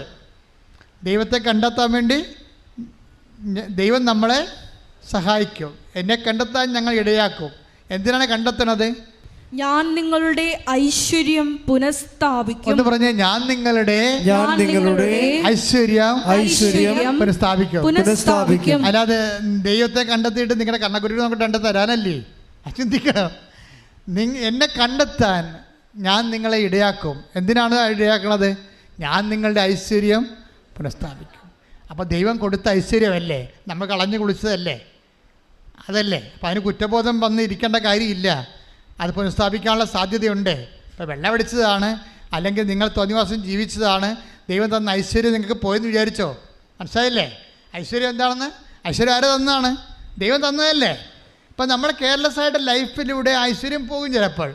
ഓരോ കാര്യത്തിലൊക്കെ ഇപ്പോൾ തന്നെ ചിലർ, ഇപ്പോൾ കഴിഞ്ഞ ദിവസം ഒരു ലേഡി ഇവിടെ സാക്ഷ്യം പറഞ്ഞത്, ഒരു മലേഷ്യൻ ലേഡി ഇംഗ്ലീഷിൽ പറഞ്ഞില്ലേ, ഒരു സാക്ഷ്യം, മലേഷ്യൻ ഇംഗ്ലീഷിലൊരു സാക്ഷ്യം പറഞ്ഞു. അവരെന്നാ പറഞ്ഞത്? അവരെന്തോ ഈ സാത്താൻ്റെ വർഷിപ്പ് പുസ്തകങ്ങളൊക്കെ, പിന്നെ ഹാരി പോട്ടറിൻ്റെ പുസ്തകങ്ങളൊക്കെ വായിച്ച് തലക്ക് പിടിച്ച്. ഇപ്പോൾ ഒരച്ഛൻ പ്രസംഗിച്ചില്ലേ ഇന്നാളെ, നമ്മുടെ യൂട്യൂബിലുണ്ട്, അച്ഛൻ്റെ പേരൊക്കെ നിങ്ങൾക്ക് അറിയാം. അപ്പോൾ അത് അദ്ദേഹത്തിൻ്റെ ഒരു കാലഘട്ടങ്ങളിൽ അദ്ദേഹം കാരണക്ക് ഗുണമില്ലാത്ത പുസ്തകങ്ങൾ വായിച്ച് ഭ്രാന്ത് പിടിച്ച് അവസാനം കർത്താവിനെ അറിഞ്ഞപ്പോൾ എല്ലാം കത്തിച്ച് കളഞ്ഞു. ഇതുപോലെ ഈ മലേഷ്യൻ ലേഡിക്ക് സംഭവിച്ചത് അതാണ്. അവരൊരു കാലത്ത് വഴിത്തിരിഞ്ഞ് പോയി ഹാരി പോട്ടറൊക്കെ വായിച്ച്, പിന്നെ വേറെ മാജിക്കും ഒക്കെ വായിച്ച് മാന്ത്രികമായ ലോകത്ത് നിന്ന് വിശ്വാസം പോയി. വിശ്വാസത്തിൻ്റെ അപകട മേഖലയിൽ ചരിക്കാതിരിക്കാൻ നമ്മളെപ്പോഴും ശ്രദ്ധിക്കണം. വിശ്വാസം കൈമുതല പിന്നെ ഭയങ്കര പാടാണ് തിരിച്ചു പിടിക്കാൻ. ഇപ്പം ഇവർ ക്രിസ്തുവിനെ അറിഞ്ഞു കഴിഞ്ഞപ്പോൾ അവരുടെ അമ്മ ഓൺലൈൻ ഉടമ്പടി എടുത്തത്, ലൈറ്റക്കാരൻ്റെ പേര് ക്രിസ്തുവാണ് അമ്മ ചെയ്യണത്, ഈ മകളെ സമർപ്പിച്ചുകൊണ്ട്. പിന്നെ മകൾക്ക് ഈ പുസ്തകങ്ങളുടെ വിപ്രതിപത്തിയായിട്ട് അവൾ തിരിച്ച് ദൈവത്തിലേക്ക് വരുന്ന അട്ടിപ്പൊളി ഇംഗ്ലീഷ് സാക്ഷ്യം. ഇത് കഴിഞ്ഞ ദിവസം പറഞ്ഞ മലേഷ്യൻ ഗേള് അവർ പറഞ്ഞിരിക്കണ പേര് ഞാൻ പറഞ്ഞു പോകാനോ, സോറി, ഞാൻ ഓർത്തില്ല പേര്, അതാണ് ഇപ്പോൾ ആ സാക്ഷ്യം കയറി വരുന്നത് ഞാൻ ഓർത്തില്ല. അപ്പോൾ എന്നെ സംഭവിച്ചു കഴിഞ്ഞാൽ അവിടെ ആ സാക്ഷ്യങ്ങളിൽ വരണ വിഷയം, ഒരു കാലത്ത് ദൈവം അവർക്ക് കൊടുത്ത ഐശ്വര്യമൊക്കെ അവർ ഇതുപോലെയുള്ള അലവലാതി സാത്താൻ പുസ്തകങ്ങളൊക്കെ വായിച്ചും. സാത്താൻ പുസ്തകം തന്നെ വായിക്കണമെന്ന് നിർബന്ധമില്ല. സാത്താൻ വർഷിപ്പുള്ള ആൾക്കാർ കൂട്ടുകാരായിട്ട് ഉണ്ടായാൽ മതി. കൂട്ടുകാരായിട്ട് മതി. ക്രമേണ നിൻ്റെ വിശ്വാസം പോകും.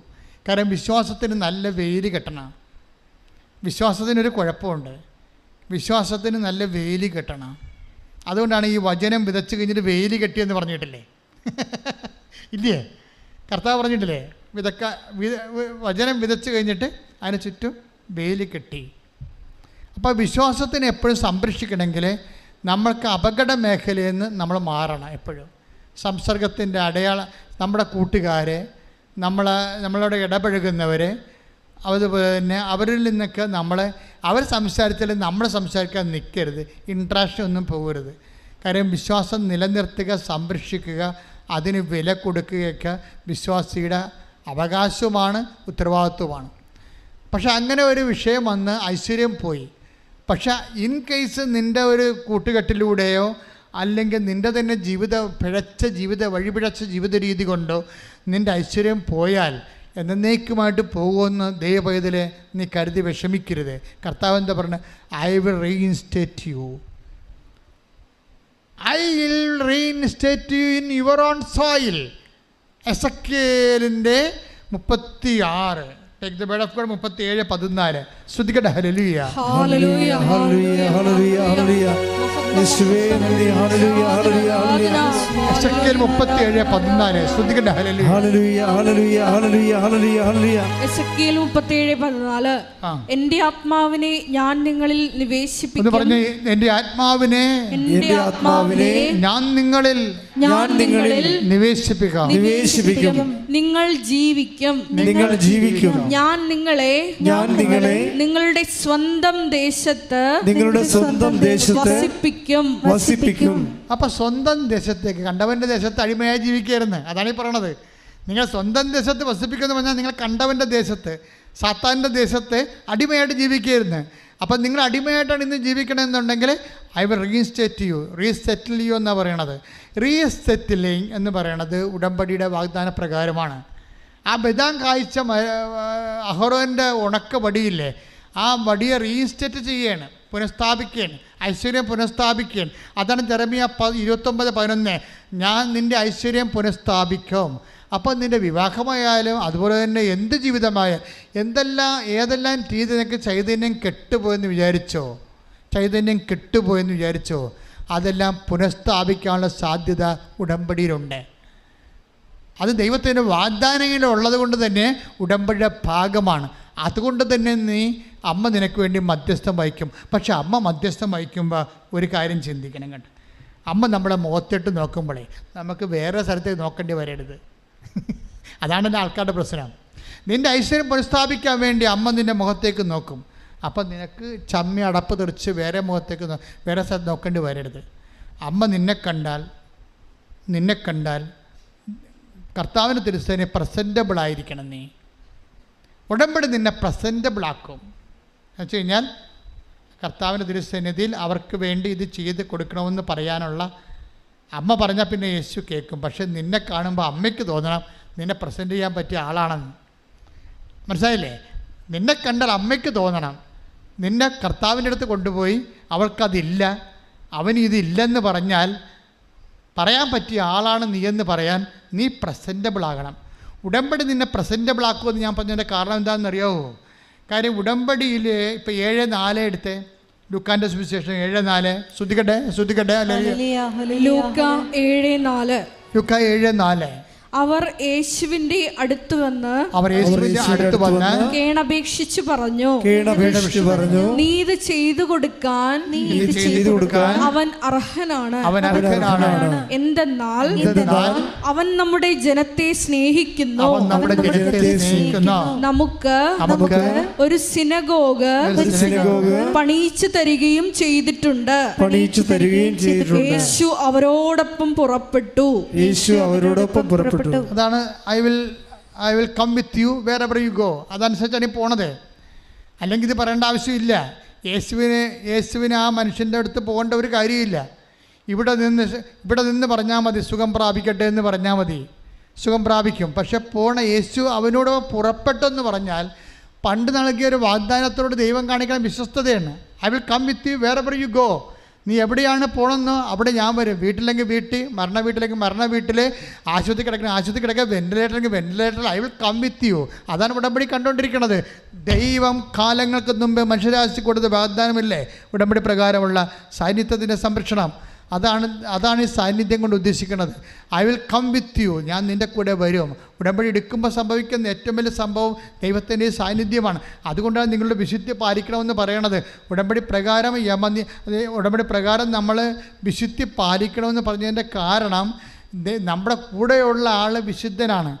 എൻ്റെ പിതാവ് പരിപൂർണനായിരിക്കുന്ന പോലെ നിങ്ങളും പരിപൂർണനായിരിക്കണം. Be holy as your heavenly Father is holy. ഇതെല്ലാം ബൈബിളിൻ്റെ വരികൾക്കിടയിൽ വായിക്കുമ്പോഴും നിഴലായിട്ട് നോക്കുമ്പോഴും കാണുന്ന വിശുദ്ധി ഉടമ്പടിയുടെ പ്രധാനപ്പെട്ട ഒരു ഭാഗമായതുകൊണ്ടാണ് വിശുദ്ധീകരണ പ്രക്രിയ ആവശ്യത്തിന് ഉടമ്പടിയിലുള്ളത്. അത് ഫോളോ അപ്പ് ചെയ്യാതെ നിങ്ങൾ പിന്നെ അസൂയ, പക, വിദ്വേഷം, ചതി, അഹങ്കാരം, മദ്യപാനം, മധുരോത്സവം, ഇങ്ങനെ പഴയ കലാപരിപാടിയും കൊണ്ട് നടന്ന you are the old people. പഴയ മനുഷ്യനെ കൊളോസ്യസ് 3:10 പറയും അവൻ്റെ ചെയ്തികളോടുകൂടി ദൂരെ എറിയാൻ. പിന്നെ എന്താണ്? എറിഞ്ഞിട്ടും കാര്യമില്ല. സൃഷ്ടാവിൻ്റെ പ്രതിച്ഛായക്ക് നവീകരിക്കപ്പെടുന്ന പുതിയ മനുഷ്യനെ വിശുദ്ധി ധരിക്കുക, ക്രിസ്തുവിനെ ധരിക്കുക, കൈയിടിച്ച് കർത്താവിനെ ശ്രദ്ധിക്കട്ടെ.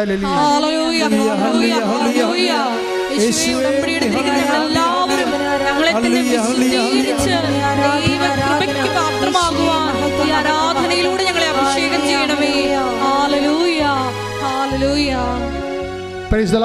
അപ്പോൾ എന്താ വിഷയം നിങ്ങൾ ശ്രദ്ധിച്ച് നോക്കിയേ. എന്താണ് ഈ പ്രസൻറ്റബിൾ ആക്കണത്? ക്രിസ്തുവിൻ്റെ മുമ്പിൽ ഈ യഹൂദ പ്രമാണിയെ ശതാധിപനെ, റോമക്കാരനെ പ്രസൻറ്റബിൾ ആക്കുകയാണ്. ആരാക്കുന്നു? യഹൂദ പ്രമാണികളാക്കുന്നു. 2 കാര്യങ്ങളാണ് പറയണത്. എന്താണ്? ഇവനിത് ചെയ്തു കൊടുക്കാൻ ഇവൻ യോഗ്യനാണ്. എന്താ കാര്യം? അവൻ നമ്മുടെ ജനത്തെ സ്നേഹിക്കുന്നു. അതെന്താണ്? അത് കൽപ്പനയുടെ ഒരു ഭാഗമാണ്. എല്ലാത്തിനും ഉപരി ദൈവത്തെ സ്നേഹിക്കാൻ, നിന്നെപ്പോലെ തന്നെ നിൻ്റെ അയൽക്കാരനെ സ്നേഹിക്കുക. അതെ, ജനത്തെ സ്നേഹിക്കുന്നു. രണ്ടാമത്തെ എന്താണ്? നമുക്കൊരു സിനഗോഗും പണിത് തന്നിട്ടുണ്ട് എന്ന് പറഞ്ഞാൽ എന്താണ്? ദൈവത്തെ സ്നേഹിക്കുന്നു. അതിലെ സംഭവം. അപ്പോൾ ഇവൻ ഇത് ചെയ്ത് കൊടുക്കുക. ഇപ്പം അമ്മ മാതാവിൻ്റെ മാധ്യസ്ഥത്തിൽ നിൻ്റെ കാര്യം ഇപ്പം നീ IELTS ടെസ്റ്റ് എഴുതി 7 പ്രാവശ്യം തോറ്റ പാർട്ടിയാകാം. ചിലപ്പോൾ 4 സ്ഥലത്ത് ഇപ്പോൾ ഒരു ദിവസം ഒരു അപ്പച്ചനെ കാണിച്ച് 7 സ്ഥലത്തും ജപ്തിയാണ്. 7 സ്ഥലത്തും ജപ്തിയായ അപ്പച്ചനെ കാണുമ്പോൾ അമ്മയുടെ ഞാൻ കൊണ്ടുവന്ന് കൊടുക്കും. അറിയാമോ? നിങ്ങൾക്കറിയാമല്ലോ. എനിക്ക് എപ്പോഴും രേഖ വേണം എന്ന് പറഞ്ഞാൽ എന്തിനാണെന്നറിയാമോ? നമ്മൾ അച്ഛൻ്റെ അടുത്ത് നിങ്ങൾ വരുമ്പോൾ രേഖയാണ് ഞാൻ കൊടുക്കുന്നത് അമ്മയെടുത്ത്. അപ്പോൾ അമ്മയ്ക്ക് തോന്നണം ഈ 7 സ്ഥലത്തും ജപ്തിയുള്ള ആൾക്ക് ഇത് ചെയ്ത് കൊടുക്കാൻ അവൻ അർഹനാണെന്ന് തോന്നണമെങ്കിൽ എന്ത് ചെയ്യണം? അവൻ ജനത്തെ സ്നേഹിക്കണം, മനുഷ്യനെ സ്നേഹിക്കണം. അതുകൊണ്ടാണ് ഞാൻ നിങ്ങളോട് പറയണത്, രോഗികളെ പോയി കാണണം, ആശുപത്രി സന്ദർശിക്കണം, മനുഷ്യനെ സ്നേഹിക്കണം, വസ്ത്രമില്ലാത്തവർക്ക് വസ്ത്രം കൊടുക്കണം, അതുപോലെ തന്നെ ഭക്ഷണമില്ലാത്തവർക്ക് ഭക്ഷണം കൊടുക്കണം, മനുഷ്യനെ സ്നേഹിക്കണം. പിന്നെ എന്താണ്, അവൻ നമുക്കൊരു സിനഗോഗ് പണിത് തന്നിട്ടുണ്ട്. ദൈവത്തെ സ്നേഹിക്കണം. ദൈവത്തെ സ്നേഹിക്കാൻ വേണ്ടിയാണ് കർത്താവിനെ അറിയാത്തത് അറിയിക്കുന്നത്, അറിഞ്ഞവരെ ആഴപ്പെടുത്തുന്നത്, സുവിശേഷ വേല ചെയ്യണത്, കൃപാസനം പത്രം മേടിച്ച് കൊടുക്കണത്, യൂട്യൂബ് സബ്സ്ക്രൈബ് ചെയ്യണത്, യൂട്യൂബ് ഷെയർ ചെയ്യണത്, എല്ലാം ദൈവത്തെ സ്നേഹമാണ്. മനസ്സിലായില്ലേ? അപ്പോഴേ ഇത് നിങ്ങളുടെ കപ്പാസിറ്റി കൂട്ടുകയാണ്. നിങ്ങളിതൊന്നും ചെയ്യത്തില്ല, വെറുതെ ഒരു എടുത്ത് പ്രത്യക്ഷിക്കുന്ന പ്രാർത്ഥനയും ചൊല്ലിക്കൊണ്ടിരിക്കുകയാണ്. വല്ല കഥയുണ്ടാകും. അവരെ എങ്ങനെ പ്രസൻറ്റ് ചെയ്യും മാതാവ്? നിങ്ങളെപ്പോഴും മനസ്സിലാക്കേണ്ടത്, അതായത് ഒരു പണിയും ചെയ്യാതെ പ്രത്യക്ഷിക്കുന്ന പ്രാർത്ഥന മാത്രം ചൊല്ലിക്കൊണ്ടിരിക്കുന്നവരെ നിങ്ങൾ ആദ്യം ചിന്തിക്കേണ്ടത് മാതാവിൻ്റെ കാല് പൊങ്ങാതിരിക്കാൻ നോക്കിയേക്കണം. കാര്യം മാതാവ് ഈ സർപ്പത്തിൻ്റെ തലയിട്ട് ചവിട്ടുന്ന കാലോട് നിൻ്റെ തലയിട്ട് ചവിട്ടാൻ ഇടവരുത്തരുത്. എന്തിനാണ്? നീ മര്യാദക്ക് ആദ്യം നീ പ്രസൻറ്റബിൾ ആക്കണം ദൈവത്തിൻ്റെ തിരുസന്നിധിയിൽ. അമ്മയ്ക്ക് പറയാൻ കഴിയണം, ഇവൾ അല്ലെങ്കിൽ ഇവന് ചെയ്തു കൊടുക്കാൻ കർത്താവേ ഈശോ ഇവൻ യോഗ്യനാണ്, ഇവൾ യോഗ്യനാണ്. എന്താണ്? ദൈവത്തെ സ്നേഹിക്കുന്നോ? ദൈവത്തെ സ്നേഹിക്കുന്ന ഭാഗമായിട്ട് അവൾ ദൈവത്തിൻ്റെ വേല ചെയ്യുന്നുണ്ട്. ചമ്മലില്ലാതെ ചളിപ്പില്ലാതെ കൃപാസന പത്രം കൊണ്ടുനടന്ന് കൊടുക്കും. ആ സാക്ഷ്യം കാണുന്നവരൊക്കെ ദൈവത്തെ സ്നേഹിച്ച് തിരിച്ചു വരും. അല്ലേ? അതാണ് പ്രേക്ഷിത ബല. ദൈവത്തെ സ്നേഹിക്കുന്നതാണത്. അല്ല കൃപാസന പത്രം കൊടുക്കുന്ന അല്ല വിഷയം. ദൈവത്തെ സ്നേഹിക്കുന്നു. ആ സാക്ഷ്യം കേൾക്കുമ്പോൾ തന്നെ ആൾക്കാർ വരും. അപ്പോൾ രണ്ട് വീട്ടിൽ കൊണ്ട് ചെല്ലുമ്പോൾ പറയും, ഓ ഇത് ഞങ്ങൾക്ക് കിട്ടിയതാണ്, ഇത് കഴിഞ്ഞ ആഴ്ചത്തല്ല കിട്ടിയതാണ്. അപ്പോൾ പിന്നെ എന്ത് ചെയ്യും? പിന്നെ തിരിച്ച് വീട്ടിൽ പോകും. അങ്ങനെയല്ല, രണ്ട് വീട്ടിൽ പോകുന്ന എടുത്തില്ലല്ലേ, ഇനി മൂന്നാമത്തെ വീട്ടിൽ ചെല്ലാൻ ചമ്മലാണ്. ഈ ആൾക്കാർ എന്തിനാണ് ഇത്രയും കഷ്ടപ്പെടുന്ന ഉടമ്പടി ചെയ്യണത്? അതാണ് പ്രശ്നം. അപ്പം നിങ്ങളുടെ വയറ്റിപ്പഴപ്പം നടക്കുകയും ചെയ്യണം, ദൈവത്തിനിട്ട് പണി കൊടുക്കുകയും ചെയ്യണം. എൻ്റെ അമ്മേ, ഇങ്ങനെ കുറേ എണ്ണം ഉടമ്പെടുക്കും നിനക്ക്. അപ്പോൾ എപ്പം നമ്മൾ ശ്രദ്ധിക്കേണ്ട ഇതാണ്, നിങ്ങൾ പ്രസൻറ്റബിൾ ആകണം ദൈവത്തിൻ്റെ സന്നിധിയിൽ. നിങ്ങളെ കാണുമ്പോൾ മാതാവിന് പറയണം അവൾ ദൈവത്തെ സ്നേഹിക്കുന്നുണ്ട്. എന്താണ് അമ്മയുടെ ജോലി? എന്താണ്? ക്രിസ്തുവിനെ അറിയിക്കുകയും അറിഞ്ഞവരെ ആഴപ്പെടുത്തുകയും ചെയ്യുന്നതാണ്. ക്രിസ്തുവിനെ പിതാവിനെ വാങ്ങിക്കുകയും വയറ്റിനിട്ട് വളർത്തുകയും തെറ്റ് വീട്ടിൽ നിർത്തി വളർത്തുകയും കുരിശോടുകൂടി വന്ന് അവസാനം ലോകത്തിന് പരിഹാര ബലിയെ ഏൽപ്പിക്കുകയും ചെയ്ത ഒരു കൈമാറ്റമുണ്ട്, ക്രിസ്തു കൈമാറ്റം. അതാണ് മെരിയൻ ഇവാഞ്ചലിസേഷൻ എന്ന് പറയുന്നത്. ആ ക്രിസ്തു കൈമാറ്റമാണ് നമ്മൾ യൂട്യൂബിലൂടെ ചെയ്യണത്, ഷെയർ ചെയ്തുകൊണ്ട്. ആ ക്രിസ്തു കൈമാറ്റമാണ് നമ്മളെ പത്രം കൈമാറിക്കൊണ്ട് വിശ്വാസ കൈമാറ്റം ചെയ്യണത്. ആ ക്രിസ്തു കൈമാറ്റമാണ് മൗത്ത് നമ്മൾ ചെയ്യണത്. കാണുമ്പോൾ എന്തെങ്കിലും പ്രശ്നങ്ങൾ ആരെങ്കിലും പറഞ്ഞാൽ ഉടനെ പറയും നിങ്ങൾ ഉടമ്പടി എടുക്കാൻ ആൾക്കാർ പറയും. അങ്ങനെയാണ് ആൾക്കാർ ഉടമ്പടി എടുക്കുന്നത്. അതാണ് ദൈവത്തെ സ്നേഹിക്കുമെന്ന് പറയണത്. ഉടമ്പടിയുടെ പ്രധാനപ്പെട്ട കാര്യമാണ്. പിന്നെ എന്താണ്? ഇവൻ നമ്മുടെ ജനത്തെ സ്നേഹിക്കുന്നു എന്നല്ലേ പറയണത്, മനുഷ്യനെ സ്നേഹിക്കുന്നു. മനുഷ്യനെ സ്നേഹിക്കാനാണ് ഈശോ പറഞ്ഞത്, ഞാൻ ചെയ്തതുപോലെ അത് അവൻ പറയണ പോലെ ചെയ്യുക. ഞാൻ രോഗിയായിരുന്നു, നിങ്ങളെന്നെ സന്ദർശിച്ചു. രോഗികളെ പോയി കാണണം, സന്ദർശിക്കണം, ഭക്ഷണം കൊടുക്കണം, നഗ്നനെ ഉടുപ്പിക്കണം, വസ്ത്രം കൊടുക്കണം, അറിവില്ലാത്തവർക്ക് അറിവ് കൊടുക്കണം, മനുഷ്യനെ സ്നേഹിക്കണം. ഈ രണ്ട് കാര്യം ഉടമ്പടിയിൽ 20% പ്രേയറും അതേസമയം തന്നെ 40% പ്രേക്ഷിത പ്രവർത്തനവും ദൈവത്തെ സ്നേഹിക്കുന്നതും 40% മനുഷ്യനെ സ്നേഹിക്കുന്നതാണ് ഉടമ്പടി. അതാണ് എല്ലാത്തിനേക്കുള്ള ദൈവത്തെ സ്നേഹിക്കുക, തന്നെപ്രതി അയൽക്കാരനെ സ്നേഹിക്കുക. കൽപ്പനകളുടെ സാരസംഗ്രഹമാണെങ്കിലും അതിൻ്റെ കൃത്യമായ പ്രായോഗിക പദ്ധതിയാണ് ഉടമ്പടി. അതുകൊണ്ടാണ് ഉടമ്പടി സത്യമായി ചെയ്യുന്ന ആൾക്കാർക്ക് ഉടമ്പടി ഈ 6 അല്ല 60 കാര്യങ്ങളുടെ മേലും ദൈവം ഹല്ലേലൂയ പറയുന്നതിൻ്റെ കാരണം അതാണ്. അപ്പം അങ്ങനെ ഈ ധ്യാനം കഴിയുമ്പോൾ നിങ്ങൾ സത്യസന്ധമായിട്ട് ദൈവതിരുസന്നിധിയും അമ്മ മാതാവിൻ്റെ മുമ്പിൽ നിങ്ങളെ ഈശ്വരൻ്റെ മുമ്പിൽ അവതരിപ്പിക്കാൻ പറ്റുന്ന വലിയൊരു സാക്ഷിയായി ദൈവം മാറാൻ നിങ്ങളെ ദൈവം അനുഗ്രഹിക്കട്ടെ. സ്തുതിക്കട്ടെ. ഹല്ലേലൂയ. അച്ഛൻ പ്രാർത്ഥിക്കുമ്പോൾ നിങ്ങൾ സ്മരിച്ചുകൊണ്ടിരിക്കണം.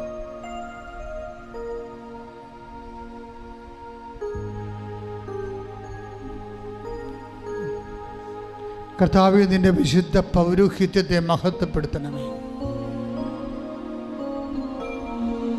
കർത്താവേ, സഭയിലുള്ള സാന്നിധ്യം പ്രകടമാക്കണമേ.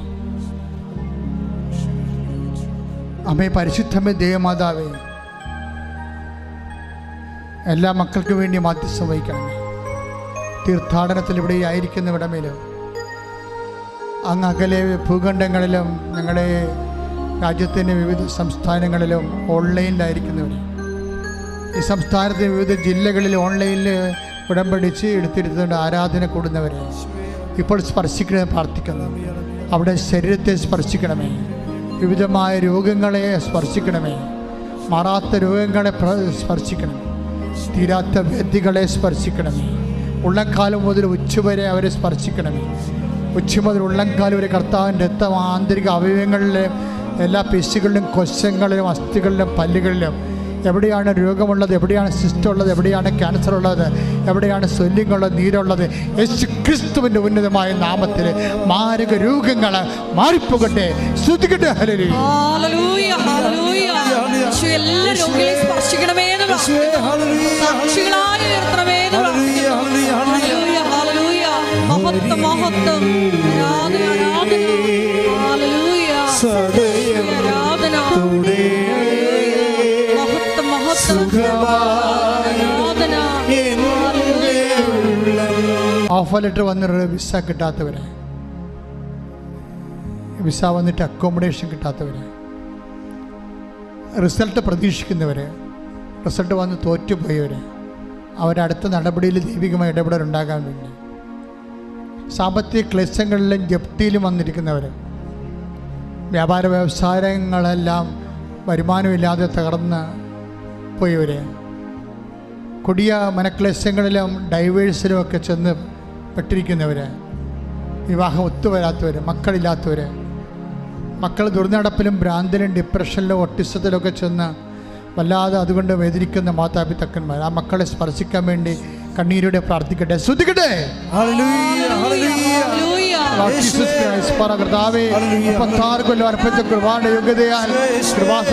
ജീവനോടെ പ്രത്യക്ഷപ്പെട്ട പരിശുദ്ധ അമ്മയുടെ മാധ്യസ്ഥത്തിൽ നടത്തി ഈ അൾത്താരയിൽ നടന്ന 10,000-കണക്കിന് ആരാധന ശക്തിയാൽ പിതാവിന്റെയും പുത്രന്റെയും പരിശുദ്ധ നാമത്തിൽ മാരക രോഗങ്ങൾ, തീരാവേദനകൾ, ജീവിത ദുരിതങ്ങൾ യേശു ക്രിസ്തുവിന്റെ നാമത്തിൽ മാറിപ്പോകട്ടെ. വിശ്വാസത്തോടെ കൈ നെഞ്ചത്ത് വെച്ചുകൊണ്ട് സ്തുതിച്ചുകൊണ്ട് പ്രാർത്ഥിക്കണം. ഇപ്പോൾ നമ്മൾ പ്രാർത്ഥിക്കാൻ പോകുന്ന വിഷയങ്ങൾ, അതായത് വാതരോഗികളാണ്, ശരീരത്തിൽ നീര് കെട്ടിക്കിടക്കുന്നവർ, അപ്പം മാതാവിൻ്റെ മധ്യസ്ഥത്തിൽ ഈശോ അടിപ്പിണർ പോലെ ദൈവികമായ ശക്തി അവിടെ ശരീരത്തിലേക്ക് ചെല്ലാൻ, രക്തസ്രാവ രോഗികളാണ്, ഗർഭപാത്രം ചുരുങ്ങുന്നവർ, കുടലുകൾ ചുരുങ്ങുന്നവർ, കിഡ്നി ചുരുങ്ങുന്നവർ, കരൾ ചുരുങ്ങുന്നവർ, ശ്വാസകോശം ചുരുങ്ങുന്നവർ, തലച്ചോറ് ചുരുങ്ങുന്നവർ, അവിടെ മേലെല്ലാം കർത്താവിൻ്റെ രക്തം നിറയാൻ വേണ്ടി ശ്രദ്ധിക്കട്ടെ. അതെല്ലാം വികസിച്ച് സ്വാഭാവികമായി ഐശ്വര്യം, അതിൻ്റെ ഐശ്വര്യങ്ങൾ പുനഃസ്ഥാപിക്കാൻ വേണ്ടി പ്രാർത്ഥിക്കുന്ന കർത്താവേ, നിന്റെ വിശുദ്ധ പൗരോഹിത്യത്തെ മഹത്വപ്പെടുത്തണമേ. കർത്താവേ, സഭയിലുള്ള സാന്നിധ്യം പ്രകടമാക്കണമേ. 36 വർഷം ഞാൻ അർപ്പിച്ച കുർബാനയുടെ യോഗ്യത, കൃപാസനത്താറെ ജീവനോടെ പ്രത്യക്ഷപ്പെട്ട പരിശുദ്ധ അമ്മയുടെ മധ്യസ്ഥതയിൽ ഈ അൾത്താരയിൽ നടന്ന 10,000-കണക്കിന് ആരാധന ശക്തിയാൽ മാരക തടസ്സങ്ങൾ, ജീവിത ദുരിതങ്ങൾ, രോഗങ്ങൾ മാറിപ്പോകട്ടെ.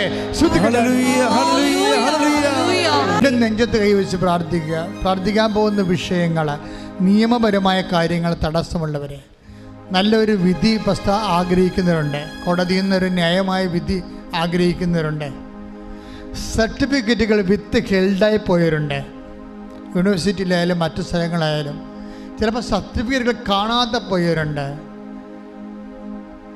ചിലപ്പോൾ വേണ്ടത്ര നിൻ്റെ ജോലിക്ക് ആവശ്യമായ ക്വാളിഫിക്കേഷൻ ഇല്ലാത്തതിൻ്റെ പേരിൽ ശമ്പളം കുറഞ്ഞിട്ട് ജോലിയിൽ നിന്ന് പിരിച്ചുവിടുന്ന ഭീഷണി ത്രെട്ട് നേരിടുന്നവരുണ്ടാകും. ചിലപ്പോൾ വിസ അല്ലെങ്കിൽ പാസ്പോർട്ട് അന്യൻ്റെ കയ്യിൽ അകപ്പെട്ടിട്ട് നിനക്ക് ജോലി എടുക്കാൻ പറ്റാത്തതും ജോലി ചേഞ്ച് ചെയ്യാൻ പറ്റാത്ത അവസ്ഥ ഉണ്ടാകും. ചിലപ്പോൾ നീ ചെന്ന രാജ്യങ്ങളിൽ നിനക്ക് ജോലി കിട്ടാനുള്ള സാധ്യത കുറഞ്ഞു വന്ന പുതിയ നിയമങ്ങളോ എന്തെങ്കിലും ഉണ്ടാകും. ഇതുപോലെ സാങ്കേതിക തകരാറ് കാരണം ജീവിതം മുരടിച്ചു പോയവരുടെ മേൽ കർത്താവെ കണ്ണീരോടെ പ്രാർത്ഥിക്കുന്നു. കർത്താവെ, ഞങ്ങളുടെ യോഗ്യതയല്ല കർത്താവെ, നിൻ്റെ പീഡാനുഭവത്തിൻ്റെ യോഗ്യതയാൽ 36 വർഷം ഞാൻ അർപ്പിച്ച കുർബാനയുടെ യോഗ്യതയാൽ ഈ അൾത്താരയിൽ നടന്ന 10,000-കണക്കിന് ആരാധശക്തിയാൽ അതിനേക്കാൾ ഉപരി അമ്മയുടെ പ്രത്യക്ഷയുടെ ശക്തിയാൽ എല്ലാ സാങ്കേതിക തടസ്സങ്ങളും യേശുവിൻ്റെ നാമത്തിലെ മാറിപ്പോകട്ടെ എന്ന് ഡോക്ടർ തന്നെ പറഞ്ഞിരിക്കുന്ന അവസ്ഥകൾ നീ അമ്മയുടെ മുമ്പിൽ സമർപ്പിക്കുക. അഹറോൻ്റെ പൂത്ത വടി ബദാം കായ്ച്ചതുപോലെ, ഉണക്ക വടി, വരണ്ട വടി ബദാം കായ്ച്ചതുപോലെ നിന്റെ ഐശ്വര്യം പുനഃസ്ഥാപിക്കാൻ വേണ്ടി കണ്ണീരോടെ സ്തുതിച്ച് പ്രാർത്ഥിക്കട്ടെ.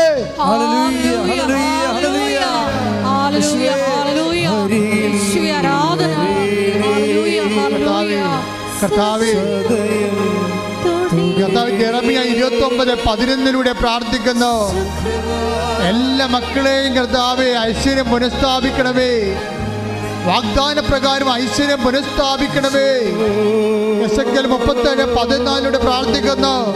അവരുടെ പഴയ ഐശ്വര്യങ്ങൾക്ക് അവരെ തിരികെ കൊണ്ടുവരണമേ കർത്താവെ. സകല വാഗ്ദാനങ്ങളും എബ്രാഹത്ത് കർത്താവെ മത്തായി 3:9 പ്രാർത്ഥിക്കുന്നു. ഈ കല്ലിന്റെ പ്രാർത്ഥന സന്ധി ജനിപ്പിക്കാൻ കഴിവുള്ള കർത്താവെ, ഞങ്ങൾ കാസ്തിയായും മെരിട്ടില്ല കർത്താവെ. കല്ല് പോലെയുള്ള ജീവിതമാണ് കർത്താവെ, ഒരു സാധ്യതയുമില്ലാത്ത ജീവിതമാണ് കർത്താവെ. ഓ കർത്താവെ, അവിടെ അങ്ങനെ വാഗ്ദാന പ്രകാരം ഞങ്ങളുടെ കല്ല് പോലെയുള്ള മെരിട്ടില്ലാത്ത യോഗ്യതയില്ലാത്ത അവസ്ഥ അല്ല കർത്താവെ. എഫേസ്യർ 2:8 പ്രാർത്ഥിക്കുന്നു. അങ്ങയുടെ യോഗ്യതയാൽ, അങ്ങ് നേടിയെടുത്ത വിശുദ്ധ രക്തത്തിന്റെ യോഗ്യതയാൽ മാർഗരോഗങ്ങള്, ജീവിത ദുരിതങ്ങള്, സ്ഥിര തടസ്സങ്ങള് യേശുവിന്റെ നാമത്തില് മാറിപ്പോകട്ടെ. ആരാധന ആരാധന യേശുവേ ആരാധന മഹത്വം ആരാധന യേശുവേ ആരാധന. മക്കളില്ലാത്തവർക്ക് വേണ്ടി പ്രാർത്ഥിക്കാം.